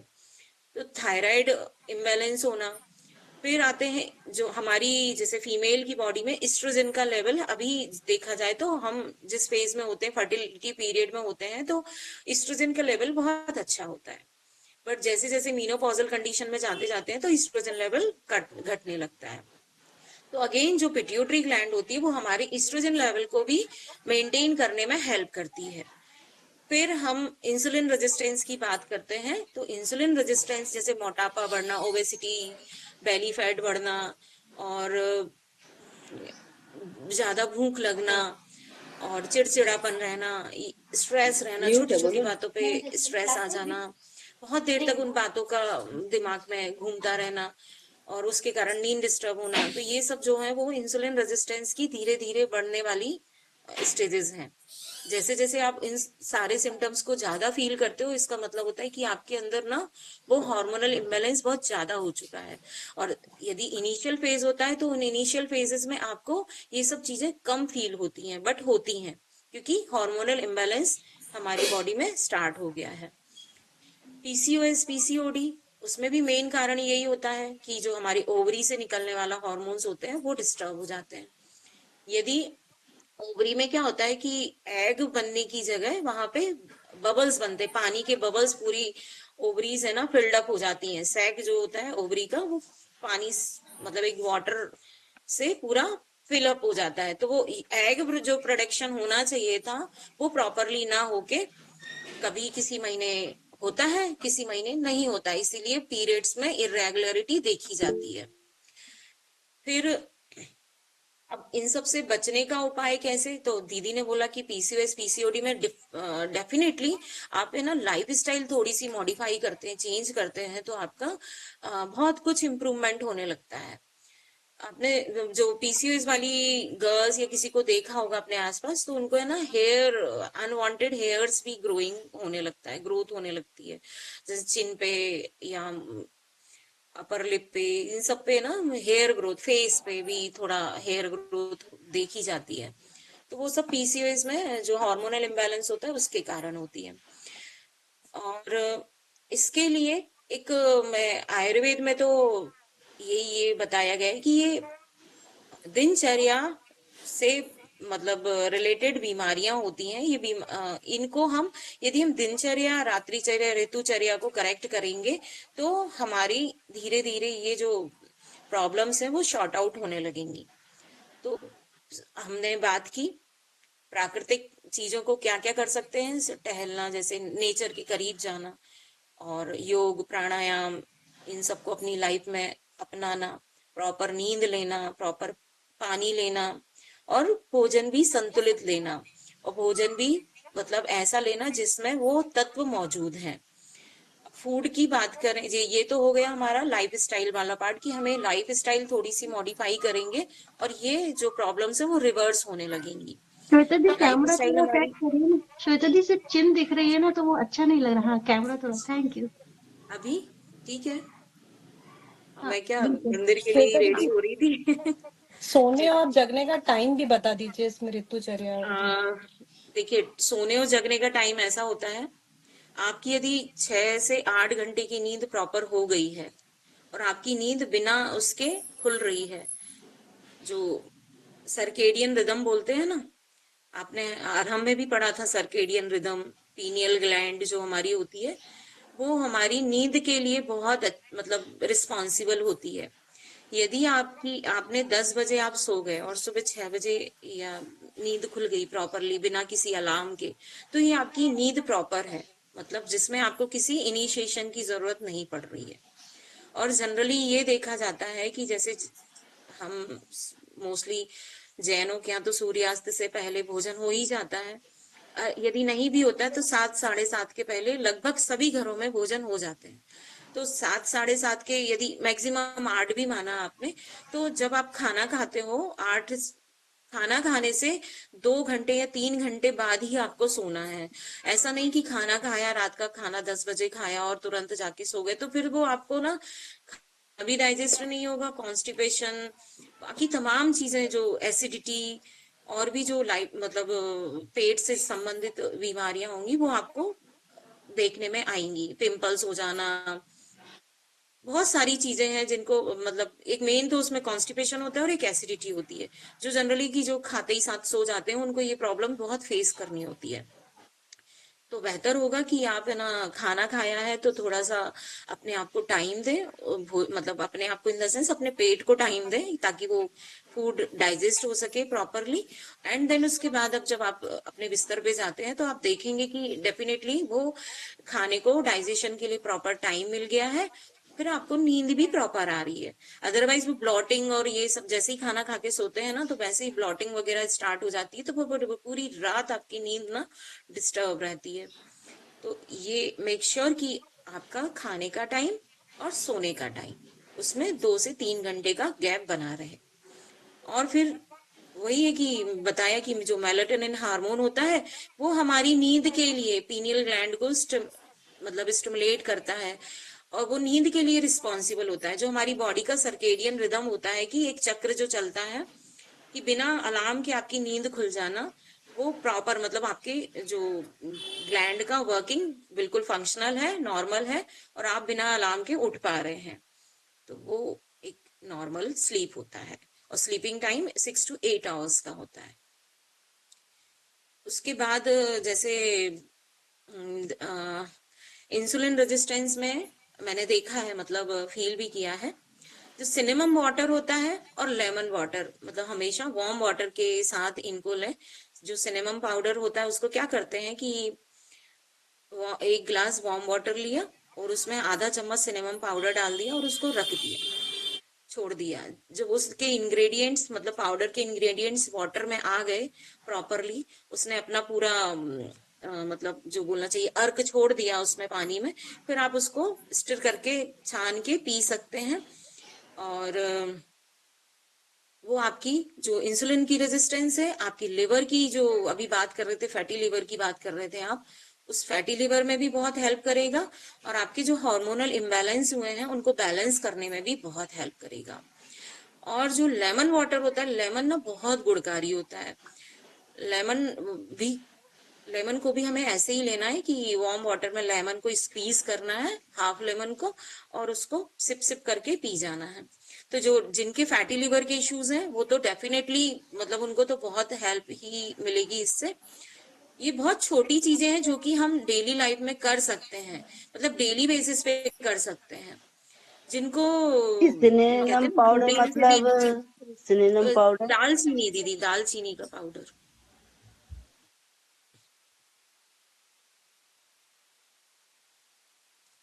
तो जो फ्रेश दीदी लेमन जूस होता है दीदी ना, 1 मिनट, वो ये दालचीनी का जो पाउडर रहेगा फिर उसे आपने कहा कि डाल के छोड़ दीजिए वार्म गर्म पानी वाटर में। लिया ना अपन ने, 1 गिलास गर्म हाँ पानी जी। लिया और उसमें आधा चम्मच पानी डाल के छोड़ दिया, तो जब जैसे जो दालचीनी है ना वो अपना पूरा अर्क छोड़ देगी उसमें उसे पानी में, कितनी देर मतलब बाद लेना है मतलब? लगभग 10 से 15 मिनट बाद। ओके दीदी। और यदि आपने खड़ी दालचीनी है तो एक काम भी कर सकते हैं, रात को मतलब एक भिगो लोटे में दो। या जग में पानी आधे मतलब उसमें पानी में ग्लास में 1 गिलास पानी में, नॉर्मल पानी में दालचीनी का टुकड़ा डाल के रात भर रहने दो और सुबह उसको छान के और हल्का सा गर्म करके भी पी सकते हो। दीदी दालचीनी और लेमन को एक साथ भी ले सकते हैं क्या? बिल्कुल ले सकते हैं दोनों, मतलब जैसे जिनको दालचीनी, मैं अभी आ रही हूँ उस पॉइंट पे भी आ रही हूँ। जो भी चीजें हमारे घर में, ये तो छोटी छोटी सी चीजें जो हमारे घर में अवेलेबल होती हैं। जी रितु दीदी कुछ कह रहे हैं आप? बीच में क्वेश्चंस ना ले, बाद में जो भी पूछना है बाद में पूछे, क्योंकि कंटिन्यूटी टूट जाती है। जब दीदी बता रही है तो बीच में ना बोले, बाद में हैंड रेज कर ले। हमें ये बोल रही थी कि जो फ्रेश लेमन जूस होता है ना वो हमारी लिवर हेल्थ को मेंटेन करता है, बहुत हेल्पफुल होता है लिवर हेल्थ को मेंटेन करने में। हाँ, अब ये क्या बात होती है कि जैसे जिनकी तासीर थोड़ी सी ठंडी होती है तो उनको कफ रिलेटेड इश्यूज हो सकते हैं, बट ऐसा होता है कि यदि आप गर्म पानी के साथ लेमन को लेते हैं ना तो वो जो जिनकी तासीर ठंडी होती है, शीत तासीर वाले होते हैं, उनको भी वो बेनिफिशियल होता है। या जैसे ब्रेक करके भी ले सकते हैं, जैसे डेली ना लेके, जिनकी तासीर ठंडी है उनके लिए बता रही हूँ, जिनकी तासीर उष्ण प्रवृत्ति की है, गर्म है, जिनका पित्त रहता है, एसिडिटी का प्रॉब्लम रहता है, और भी जिनको मतलब स्ट्रेस रिलेटेड इश्यूज होते हैं, ऐसा देखा जाता है कि उनकी प्रकृति कैसी है, गर्म है, उष्ण है, तो वो लोग डेली बेसिस पे इसको अर्ली मतलब एम्प्टी स्टमक मॉर्निंग में ले सकते हैं। और ये बहुत इंपॉर्टेंट है, बहुत इंपॉर्टेंट बात है कि जो लेमन जूस होता है वो हमारे T4 को T3 में कन्वर्ट करता है। ये T4 T3 क्या है? जो हमारी थायराइड ग्लैंड होती है उससे निकलने वाले 3 हार्मोन होते हैं, एक T3, एक T4 और एक थायराइड स्टिमुलेटिंग हार्मोन, ठीक है, थायरॉक्सिन। तो वो ये 3 हार्मोन्स जो होते हैं उनमें से जो T4 है उसको T3 में कन्वर्ट करता है। तो ये बहुत मतलब बेनिफिशियल हो गया, जिनको थायराइड रिलेटेड इश्यूज हैं उनके लिए भी हो गया, जिनको लिवर फैटी लिवर का प्रॉब्लम है उनके लिए भी हो गया, और जिनको PCOS या हार्मोनल इम्बैलेंस हो रहा है उनके लिए भी ये बहुत अच्छा है। फिर उसके बाद हम बात करें, एक कॉम्बिनेशन है वो हर एज ग्रुप के लिए बहुत अच्छा है। आप लिख लें, जिन भी बच्चियों को, जिनके घर में बच्चियों को या बहुओं को या खुद को पीसीओडी कर ले थोड़ा सा, दीदी म्यूट कर ले। एक कप हमें एक कप या एक आधा ग्लास हमें गर्म पानी लेना है, उसमें हमें आधा चम्मच अश्वगंधा का पाउडर डालना है। मैंने लास्ट क्लास में भी अश्वगंधा के बारे में बात की थी। तो अश्वगंधा का जो पाउडर होता है वो मार्केट में इजीली अवेलेबल होता है। आप किसी भी अच्छी फार्मेसी का, बैद्यनाथ, डाबर, झंडू, सांडू, दूध पापेश्वर, इनमें से किसी का जो भी आपके पास अवेलेबल है फार्मेसी, आयुर्वेदिक शॉप्स हैं, वहां से आप इन किसी भी फार्मेसी का ले सकते हैं अश्वगंधा पाउडर। आधा चम्मच अश्वगंधा पाउडर लेना है आपको। आधा चम्मच आपको सिनेमम पाउडर, जो दालचीनी का पाउडर आप करके रख लें, घर पे ही बन सकता है ये तो, यदि नहीं बन सकता है तो आप मार्केट में भी इसका पाउडर अवेलेबल होता है। तो आधा चम्मच अश्वगंधा पाउडर, आधा चम्मच दालचीनी का पाउडर, और आधा चम्मच आधा लेमन, इसको कट करके अच्छे से पूरा स्क्वीज कर लें आधे लेमन को उस पानी में। हाँ, एक कप या आधा ग्लास पानी में पूरा ये कॉम्बिनेशन बना लें। इसको 3 से 4 मिनट के लिए ऐसे छोड़ दें ढक के, और फिर उसके बाद है ना इसको सिप सिप करके पीना है मॉर्निंग में। तो जिनके पीसीओडी में तो ये बहुत बेनिफिशियल है, और बाकी हार्मोन को बैलेंस करने में भी ये बहुत अच्छा है।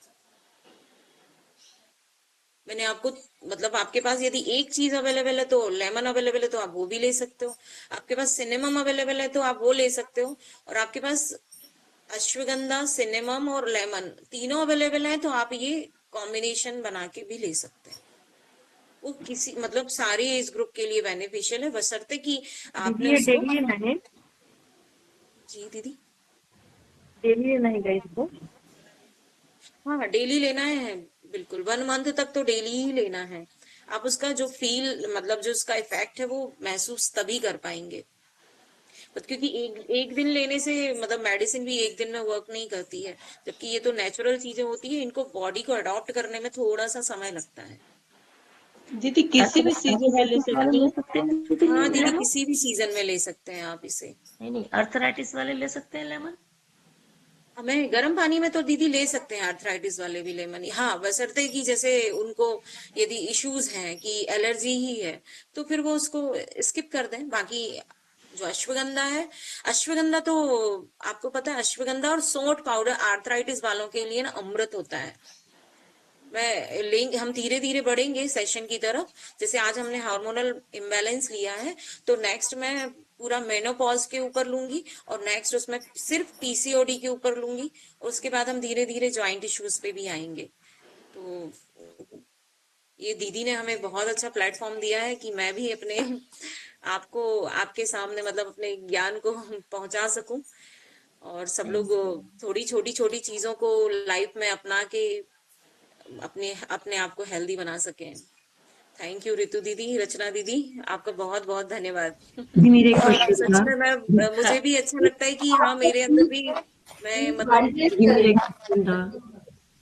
आप लोग दी हैंड रेस करके बोले, एक साथ मत बोले, मैं नाम मैंने ले वो कर रखा है दीदी, कर रखा है। सरिता जी, हाँ सरिता हाँ जी मैं आप ही बोल रही थी बोलिए। दीदी, आप जैसे आप पीसीओडी के लिए बता रहे हो यंग एज के लिए, लेकिन जो 60 प्लस है जिनका या तो यूट्रस निकल गया यूट्रस है निकल चुका या है। जिनका है या ओवरी जिनके अंदर है, तो उनको भी हार्मोनल प्रॉब्लम जाती नहीं है, तो उनके लिए भी थोड़ा सा बताइएगा। जी दीदी, ये जो है ना, ये ना कैसा है, डेली बेसिस पे हर एक ग्रुप का व्यक्ति ले सकता है ना।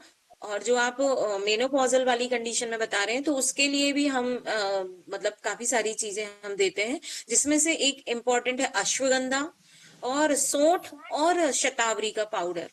अब जैसे शतावरी एक मानसिक धारणा होती है सभी की, शतावरी तो गर्भवती महिलाओं को लैक्टेशन के लिए ही दिया जाता है ना, जिनको दूध कम निकलता है उन माताओं को हम ये शतावरी पाउडर देते हैं, शतावरेक्स ग्रेन्यूल्स देते हैं, लेकिन ऐसा नहीं है। शतावरी एक मेडिसिन है जिसे हम मल्टीपर्पज यूज कर सकते हैं। तो एक वैद्य अपनी युक्ति के अनुसार उसको कहाँ कहाँ कैसे कैसे देना है वो डिसाइड करके उसको प्लान करता है। तो जो शतावरी है, अश्वगंधा है और सौंठ है, तो जो 60 प्लस या 50 प्लस वाली महिलाएं हैं जिनको हार्मोनल इम्बैलेंस स्टार्ट हो गए हैं और जो जिनके यूट्रस रिमूव हो गए हैं, उनके लिए भी बहुत अच्छी है। आप इसको कैसे ले सकते हैं, एक दीदी ने अभी आर्थराइटिस का बताया था, तो मैं अभी बता देती हूँ यदि ये बात निकली है तो, कि हमने 1 गिलास पानी को गर्म किया, उसमें आधा चम्मच हमने शतावरी पाउडर, आधा चम्मच हमने अश्वगंधा पाउडर और आधा चम्मच हमने सौंठ पाउडर डाला। और फिर जब वो आधा रह गया, हाफ ग्लास हो गया, उसमें हमने आधा चम्मच कैस्टर ऑयल डाल के ये लिया। तो इससे आपके, मैं बता रही, ज्वाइंट की जो ड्राइनेस हो जाती है, जिनका फ्लूइड सूख जाता है ज्वाइंट्स का, और जो आर्थराइटिस में हड्डियों में से आवाज आने लगती है, उसके लिए बहुत अच्छा है। जो उठने बैठने में हमें पेन फील होता है 60 प्लस के बाद, 60 प्लस अब के आप तो सभी को फील होने लगा है मेरे हिसाब से, तो उठने बैठने में पेन, क्योंकि हमारी लाइफ स्टाइल वैसी हो गई है, उनके लिए बहुत बेनिफिशियल है। और ये जो बॉडी मतलब हमारी बोन्स में लुब्रिकेशन बना के रखता है। और जिनको कॉन्स्टिपेशन बहुत होता है, मतलब सुबह उठते ही साथ पेट साफ नहीं होता है, उनके लिए भी ये बहुत अच्छा। और इसको लेने का टाइम भी मॉर्निंग आवर्स ही है। आप सुबह के समय बना के पियेंगे तो आपको दिन भर आपको मतलब जॉइंट्स में मोबिलिटी भी फील होगी, आपको धीरे धीरे उनके बीच में लुब्रिकेशंस बढ़ने लगेंगे। तो दीदी ये बॉईल करके हमको पीना है? अश्वगंधा, शतावरी और सौंठ पाउडर को पहले बॉईल कर लेना है। आधा ग्लास जब रह जाए, उसमें फिर आधा चम्मच कैस्टर ऑयल लेके मिला के और फिर पीना है। अब आप बोलेंगे कैस्टर ऑयल लेते नहीं बनता है, तो कैस्टर ऑयल मुझसे भी लेते नहीं बनता है। तो कैस्टर ऑयल का लेने का तरीका है कि हमारे जो टेस्ट बर्ड्स होते हैं हमारे आगे वाले टिप में होती हैं, टंग के मतलब ये वाले टिप में होते हैं। इसी जैसे हम कोई भी चखते हैं ना, नमक, दाल में नमक है कि नहीं, तो हम कैसे देखते हैं, यही टच करके देखते हैं ना। तो जो टेस्ट बर्ड सबसे ज्यादा होते हैं वो हमारे टिप ऑफ द टंग पे होते हैं। तो आप इसको टिप से यदि टच नहीं होगी ना वो ऑयल, तो आपको उसका टेस्ट फील नहीं होगा। तो कैसे लेना है, आप ऊपर से भी ले सकते हो, या जिनसे इजीली लेते बन जाए तो वो सिप सिप करके ले लो। तो दोनों तरीके हैं लेने के, मतलब वो बॉडी के अंदर जाना चाहिए। हमारा पर्पस ये है कि वो बॉडी के अंदर जाना चाहिए। नेक्स्ट है ये दीदी सौंठ की जगह अदरक भी ले सकते हैं? नहीं दीदी, दोनों में अंतर है। आयुर्वेद में ना सुंठी को जो अदरक का शुष्क रूप होता है, सूख जाती है, तब हम उसको सौंठ कहते हैं, तो उसकी तासीर बदल जाती है। और जो अदरक होता है ना, वो अलग तासीर का होता है। तो इसलिए बेहतर होगा यदि जिनको ज्वाइंट रिलेटेड इश्यूज हैं, जो चाहते हैं कि वो बोन का लुब्रिकेशन बना रहे हैं, तो वो सौंठ पाउडर ही लें। सबसे मेरी एक रिक्वेस्ट है, जिनके हैंड रेज है उसी सीक्वेंस में प्लीज क्वेश्चन करें, बीच में अपने आप को अनम्यूट करके ना करें प्लीज। अब है 25A200, नाम पूरा नहीं आ रहा, शायद आकांक्षा है। आकांक्षा, हाँ हाँ दीदी। हाँ दीदी पूछिए। दीदी मैं ये पूछ रही थी, जैसे दीदी बच्चों को ना बार बार कफ एंड कोल्ड हो रहा है, अभी ये मौसम भी चेंज हो रहा है और वैसे भी होता ही रहता है, और बार बार एंटीबायोटिक या ये सब चीजें देनी पड़ती है, तो उसके लिए कुछ बता दीजिए। दीदी आयुर्वेद में ना स्वर्ण प्राशन करके ओरल ड्रॉप्स आते हैं, और आप यदि जैन हैं तो जैसे जैन लोग शहद नहीं लेते हैं, है ना, हम लोग शहद नहीं लेते हैं, तो जो शहद नहीं लेना चाहते हैं तो वो पूर्णायु का स्वर्ण प्राशन ले सकते हैं, उसमें शहद नहीं होता है। और यदि जो शहद लेते हैं तो वो मतलब मुझसे संपर्क कर सकते हैं, मैं भी स्वर्ण प्राशन करती हूँ बच्चों को, मतलब यहाँ और इसके ड्रॉप्स अवेलेबल होते हैं। वो ड्रॉप्स आप डेली बेसिस पे भी दे सकते हैं, और यदि कम इशू है कि भाई बच्चा हमारा बड़ा है, उसको ज्यादा, हम 0 से 16 ईयर्स तक के बच्चों को स्वर्ण प्राशन करते हैं। यदि बच्चा बार बार फ्रिक्वेंटली बीमार पड़ता है तो आप स्वर्ण प्राशन डेली बेसिस पे दे सकते हैं। और यदि आपका लगता है कि नहीं बच्चा हेल्दी है बट उसकी इम्यूनिटी हमें बूस्ट बना के रखनी है, तो आप उसको हर 27 दिन बाद, पुष्य नक्षत्र आता है महीने में, हर 27 दिन के बाद पुष्य नक्षत्र आता है, उस पुष्य नक्षत्र के दिन जब हम स्वर्ण प्राशन को बच्चे को देते हैं तो बच्चा मेधावी है ना, उसका इम्यूनिटी बूस्ट होती है, और उसकी जो ग्रोथ होती है वो बहुत अच्छी होती है। आपको उसके अंदर नेचुरली दिखते हैं कि हाँ हमारा बच्चा है ना ग्रोथ कर रहा है, उसके अंदर ये चीजें डेवलप हो रही हैं। तो स्वर्ण प्राशन ना बहुत अच्छी चीज है।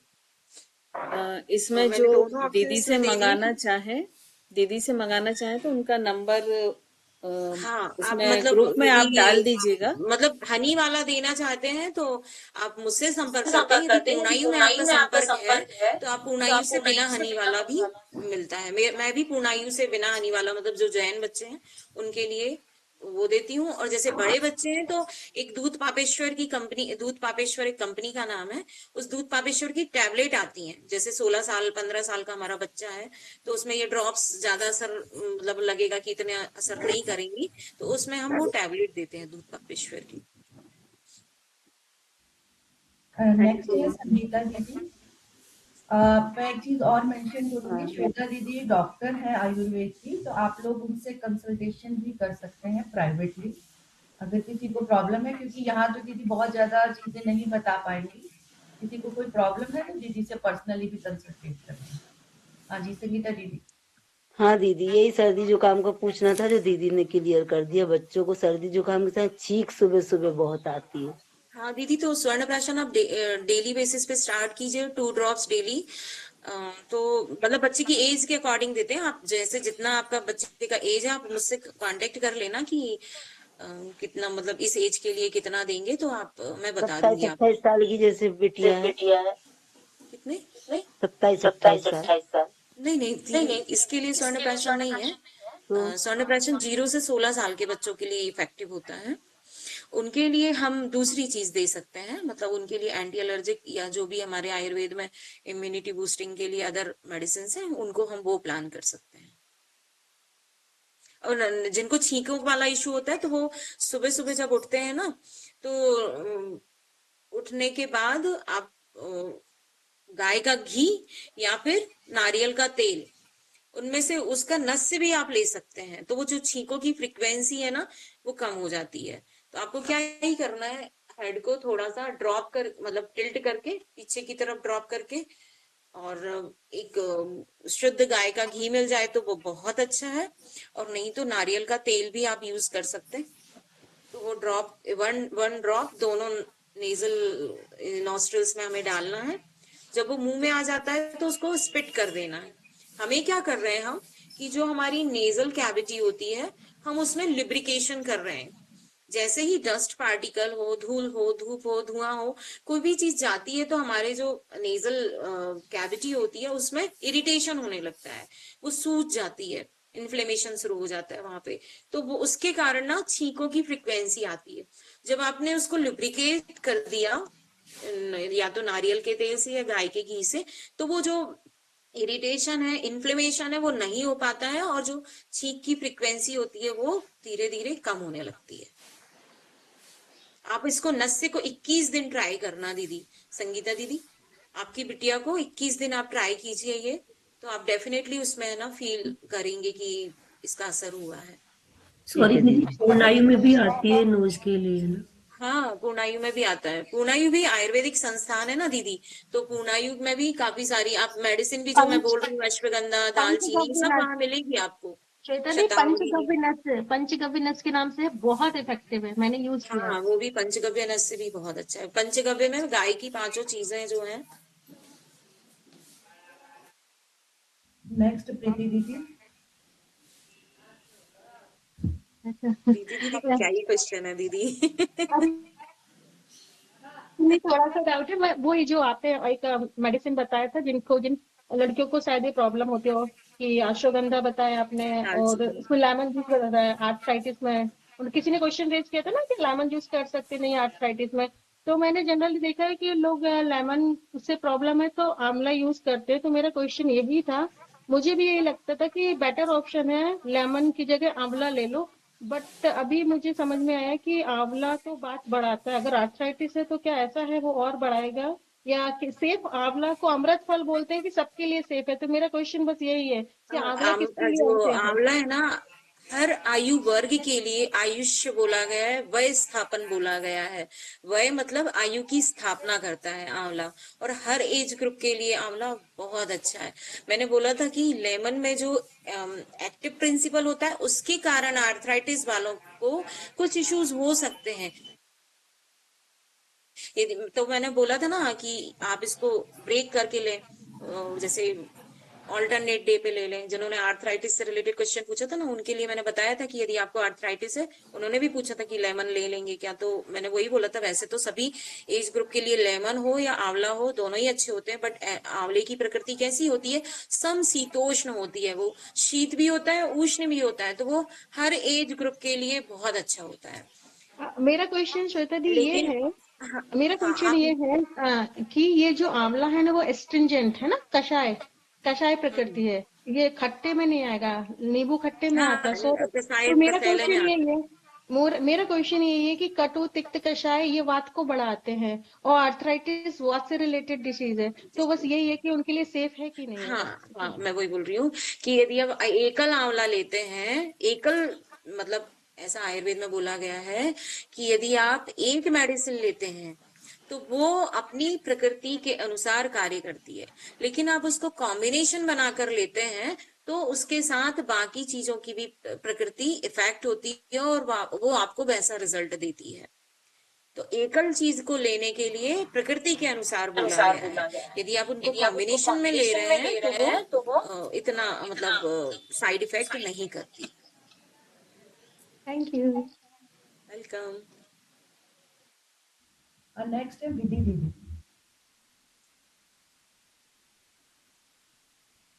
दीदी मैं ये पूछ रही थी, आपने जो पीसीओडी और पीसीओएस की गर्ल्स जो हैं उनके लिए कुछ बताया था, वो रिपीट कर दीजिए प्लीज, मैंने सुना नहीं था। दीदी चिंता ना करें, मैंने जो भी कॉम्बिनेशन बताया है मैं आपको वो इस पे ग्रुप पे है ना, दीदी वाले ग्रुप पे। हाँ दीदी। आपको इसको प्रॉपरली पूरा लिख के मतलब टाइप करके भेज दूंगी, तो आपको अच्छे से क्लियर हो जाएगा। ठीक है दीदी, थैंक यू।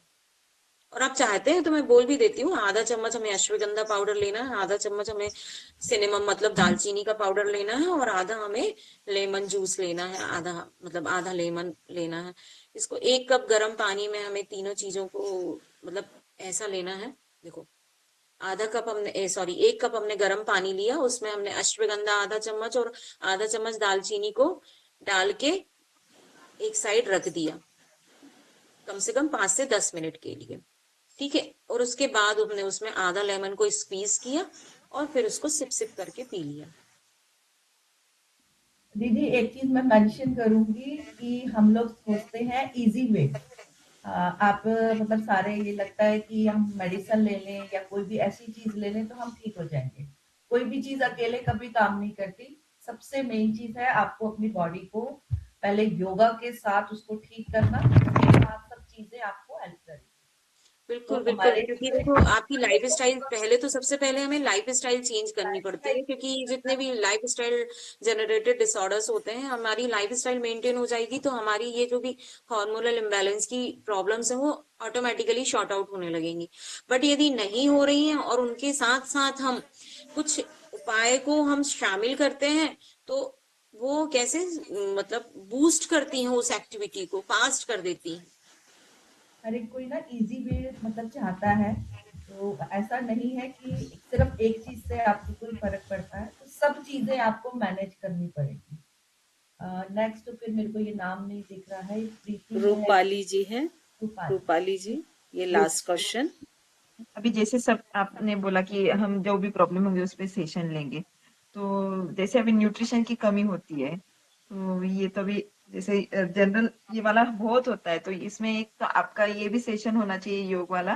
और श्वेता दीदी बोल रही वो कि आयुर्वेदिक के हिसाब से B12 की कमी के लिए generally anaemia, B12, vitamin D, इसको योग में कैसे लेंगे, योग में और श्वेता दीदी के एक्चुअली आप इसका रिक्वेस्ट करिए, क्योंकि देखिए 5 मिनट में किसी भी चीज को कंक्लूड करना श्वेता जी के लिए भी बहुत मुश्किल है, मेरे लिए भी मुश्किल है, क्योंकि ये बहुत एक लंबे टॉपिक्स होते हैं ना। सेशन ही चाहती हूँ। हाँ, तो वही हाँ बिल्कुल, तो सेशन हम लेंगे और मैं सभी से एक रिक्वेस्ट करूंगी कि जो टॉपिक चल रहा है उसी से रिलेटेड क्वेश्चन पूछे, चाहे मुझसे पूछे या श्वेता जी से पूछे, क्योंकि उससे एक फायदा होता है कि हम एक ही टॉपिक पे बात करेंगे तो उसकी डेप्थ तक जा पाएंगे। यदि हम बहुत सारे अलग अलग टाइप के क्वेश्चन करने लगेंगे तो हम बिखर जाएंगे। क्योंकि सही बात है, मेनोपॉज भी एक अपने आप में बड़ा टॉपिक है, पीसीओडी पीसीओएस भी एक अपने आप में बहुत बड़ा टॉपिक है, थायराइड वाला भी अपने आप में एक बड़ा पूरी डिसीज है। तो जितनी भी चीजें हैं हम थोड़ा थोड़ा मतलब आप छोटे छोटे उपायों को अपनाएंगे और साथ में जो भी आप कर रहे हैं उन मतलब योग प्राणायाम अभ्यास जो भी कर रहे हैं उनके साथ ये छोटे से चीजें उपाय अपना लेंगे तो वो क्या होगा कि बूस्ट अप कर देगी आपकी एक्टिविटी को। तो कोशिश ये करें कि हम उसी से रिलेटेड क्वेश्चन पूछें, दूसरे ना पूछें। यदि आपको दूसरा कोई पूछना है तो मेरा श्वेता जी दोनों का नंबर ग्रुप में है, तो आप पर्सनली कॉल करके फिर पूछ सकते हैं। ठीक है, ये भी है, यहाँ हम सिर्फ अवेयरनेस के लिए, ये क्लास जो हो रही है अवेयरनेस के लिए हो रही है। आप रेगुलर जुड़े रचना मैम से या श्वेता दीदी से, तो ही आप उस चीज को ठीक कर पाएंगे। मतलब दीदी ने अपनी तरफ से जो मेन चीजें हैं वो बता दी, या मैम ने योगा जो है मेन बता दिए, लेकिन आपको वो करना है या नहीं करना, दीदी ने बोला आंवला या नींबू, तो आपकी प्रकृति कैसी है वो चीज तो दीदी से आप बात करेंगे तभी वो बता पाएंगे। यहाँ सिर्फ एक नॉर्मल हम चीजों के लिए बात कर रहे हैं। तो आप कल को ये बोले कि दीदी ने नींबू बोला था वो खा के मेरे को तो प्रॉब्लम होगी, तो वो चीज यहाँ पर ऐसे मतलब चीजों को ना लें। तो मैम दीदी के साथ डिस्कस करें, उनकी कंसल्टेशन में करें जो भी करें, और योगा भी मैम के साथ मिलकर के करें, डेली बेसिस पे करेंगे तो ही इफेक्ट होगा, एक दिन में असर ऐसे नहीं होगा। श्वेता जी आपका बहुत बहुत धन्यवाद, आभार। आप वाकई बहुत अच्छे टिप देती हैं, नो डाउट, मतलब जो बहुत सहज रूप से उपलब्ध होते हैं और कर सकते हैं। तो होप आप कंटिन्यू हमारे साथ रहेंगी जी बिल्कुल। और नेक्स्ट सेशन हम एक आध दिन में डिसाइड करके आप तक पहुंचा देंगे कि हम क्या लेने वाले हैं। जिसकी ज्यादा डिमांड होगी हम उसी को, या आपको लगता है कोई तो आप भी सजेशन दे सकती हैं कि हमको इस पर नेक्स्ट सेशन रखना है।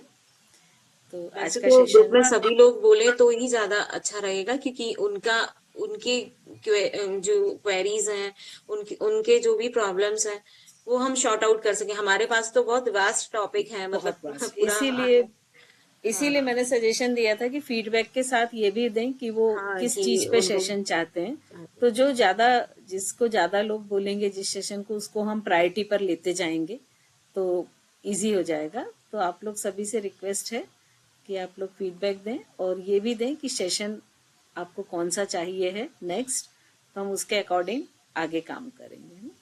तो आज का सेशन हम जी हम एक दीदी ने अभी न्यूट्रिशन से बोला था ना कि जैसे योगा जो होता है ना दीदी, न्यूट्रिशन में हेल्प नहीं करता, लेकिन आपकी बॉडी की मसल्स की जो ऑक्सीजन लेवल को बढ़ा देता है। आप योगा और प्राणायाम से ना आपकी एक एक सेल तक ऑक्सीजन पहुंचता है, जो यदि आप नहीं करते हो ना तो वो मतलब बॉडी की सेल्स कैसी होती है, मरी हुई, स्लैगिश रहती हैं, उनकी जो फ्लेक्सिबिलिटी होती है वो नहीं रहती है।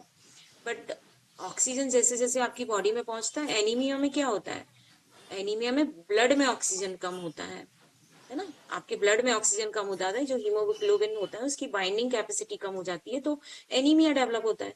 लेकिन एनीमिया बट आपकी बॉडी में जब ऑक्सीजन पहुंचेगी योग और प्राणायाम से, तो नेचुरली ब्लड में भी ऑक्सीजन पहुंचेगी। जब उसकी ऑक्सीजन की बाइंडिंग बढ़ती जाएगी ना, हीमोग्लोबिन की ब्लड में जो बाइंडिंग बढ़ती जाएगी, तो डेफिनेटली आपकी वो ऑक्सीजन का लेवल दिखेगा। आप हमेशा देखना, एनीमिया का पेशेंट हमेशा ना लेथार्जिक ही फील रहता है, तो हमेशा ऐसे ही रहेगा, कभी आप उसको खुश अवस्था में नहीं देख पाएंगे, स्लैगिश ही रहता है पूरे टाइम। तो जो योग प्राणायाम होता है वो हमारे ऑक्सीजन लेवल को बढ़ाता है, बॉडी में हर एक सेल तक ऑक्सीजन पहुंचाता है। मतलब आपने जो न्यूट्रिशन कंजम्पशन तो कर लिया, उनको पूरी बॉडी में स्प्रेड करना, ये योग का काम हो जाता है ना। तो इसका भी हम जरूर सेशन मैम रखेंगे। वो योग तो मतलब सिर्फ स्प्रेड ही नहीं कर रहा है, योग एब्जॉर्प्शन पावर भी बढ़ा रहे हैं। खा तो सब लोग बहुत हेल्दी रहे, बट एब्जॉर्प्शन ही नहीं हो रहा, ब्लड में जा ही नहीं रहे वो न्यूट्रिएंट्स। तो मस्त है, मतलब बिना उसके आपका कुछ नहीं होने वाला। प्राणायाम, मतलब योग डाइट और मेडिटेशन। योग दोनों का कॉम्बिनेशन होना ही चाहिए हेल्दी रहने के लिए। और हम लोग बहुत लकी है कि यहाँ पर हमें कॉम्बिनेशन मिल गया है दोनों के साथ। ऋतु दीदी आपके कारण ही पॉसिबल हुआ है भाई, तो सारा क्रेडिट तो आपको ही जाता है। आपने मुझे रचना दीदी से ना मिलवाया होता तो कैसे मतलब मैं यहाँ आती। मुझे खुशी हो रही है कि मैं ऐसे ऐसे लोगों के साथ मिली हूँ, और मेरे लिए भी बहुत अच्छा है ये। आप दोनों का थैंक्स बहुत बहुत, आप लोग अपना टाइम निकालते हैं। आप निमित्त हैं हमारे लिए। मैं नहीं हूँ, रचना थैंक यू मैम है।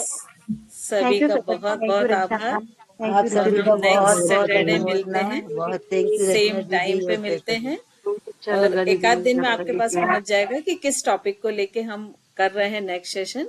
तो कोशिश करें कि उससे रिलेटेड आपके आसपास जो और लोग हों जो उस प्रॉब्लम को फेस कर रहे हों, उनको भी आप जोड़ें, तो सही व्यक्ति तक वो हमारे सेशंस पहुंच पाए, है ना। तो आप लोग सब हमारे हैंड्स हैं, तो आप लोग से भी मैं उम्मीद करती हूँ कि जो भी सेशन आपको लगता है कि आपके आसपास उसे जरूरत है या नहीं भी है, वो इंटरेस्टेड है, तो उन्हें जरूर अपने साथ जोड़ें।